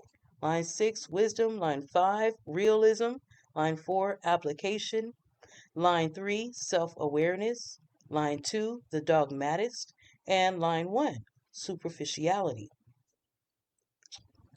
Yeah, I believe we read that one before already. Um, we're going to end. We'll get back. Let's just remember we're still in the circuit of individuality. And within that circuit, there's the major knowing circuit and a minor circuit. I forget the name of it. We're still finishing the knowing circuit. When we come back, we'll pick back up to complete learning about this knowing circuit, and then we'll get to that minor circuit, and then we'll go on to more circuits because we still have the tribal circuit and the collective circuit, right? Yeah, we sure do. So, this is great news. This is very informative, educational. I thank you guys for joining me here. Shout outs to you guys for hanging in there this long. I know this is a pretty long video. I'll do what I can to kind of like keep the videos a little shorter. It's just I don't like to have to break up this. Each section is on a certain topic, and I don't really like to break up the topic too much. But it's so much information that I think we do need to go ahead and break up the topic a little bit, break it up into multiple videos. The last time we did this was when we were discussing the 9 centers. It was so much information that we did kind of like 3 centers in one video and 6 centers in another video. So it was all part of one section in the book, but we had to break it up because there was a lot of information. And we're doing that again this time. Um, and we're almost halfway through the book. Soon we'll take a poll on what we want to read next, right? So let's look forward to that. I thank you once again for joining me. Make sure to like, share, and subscribe.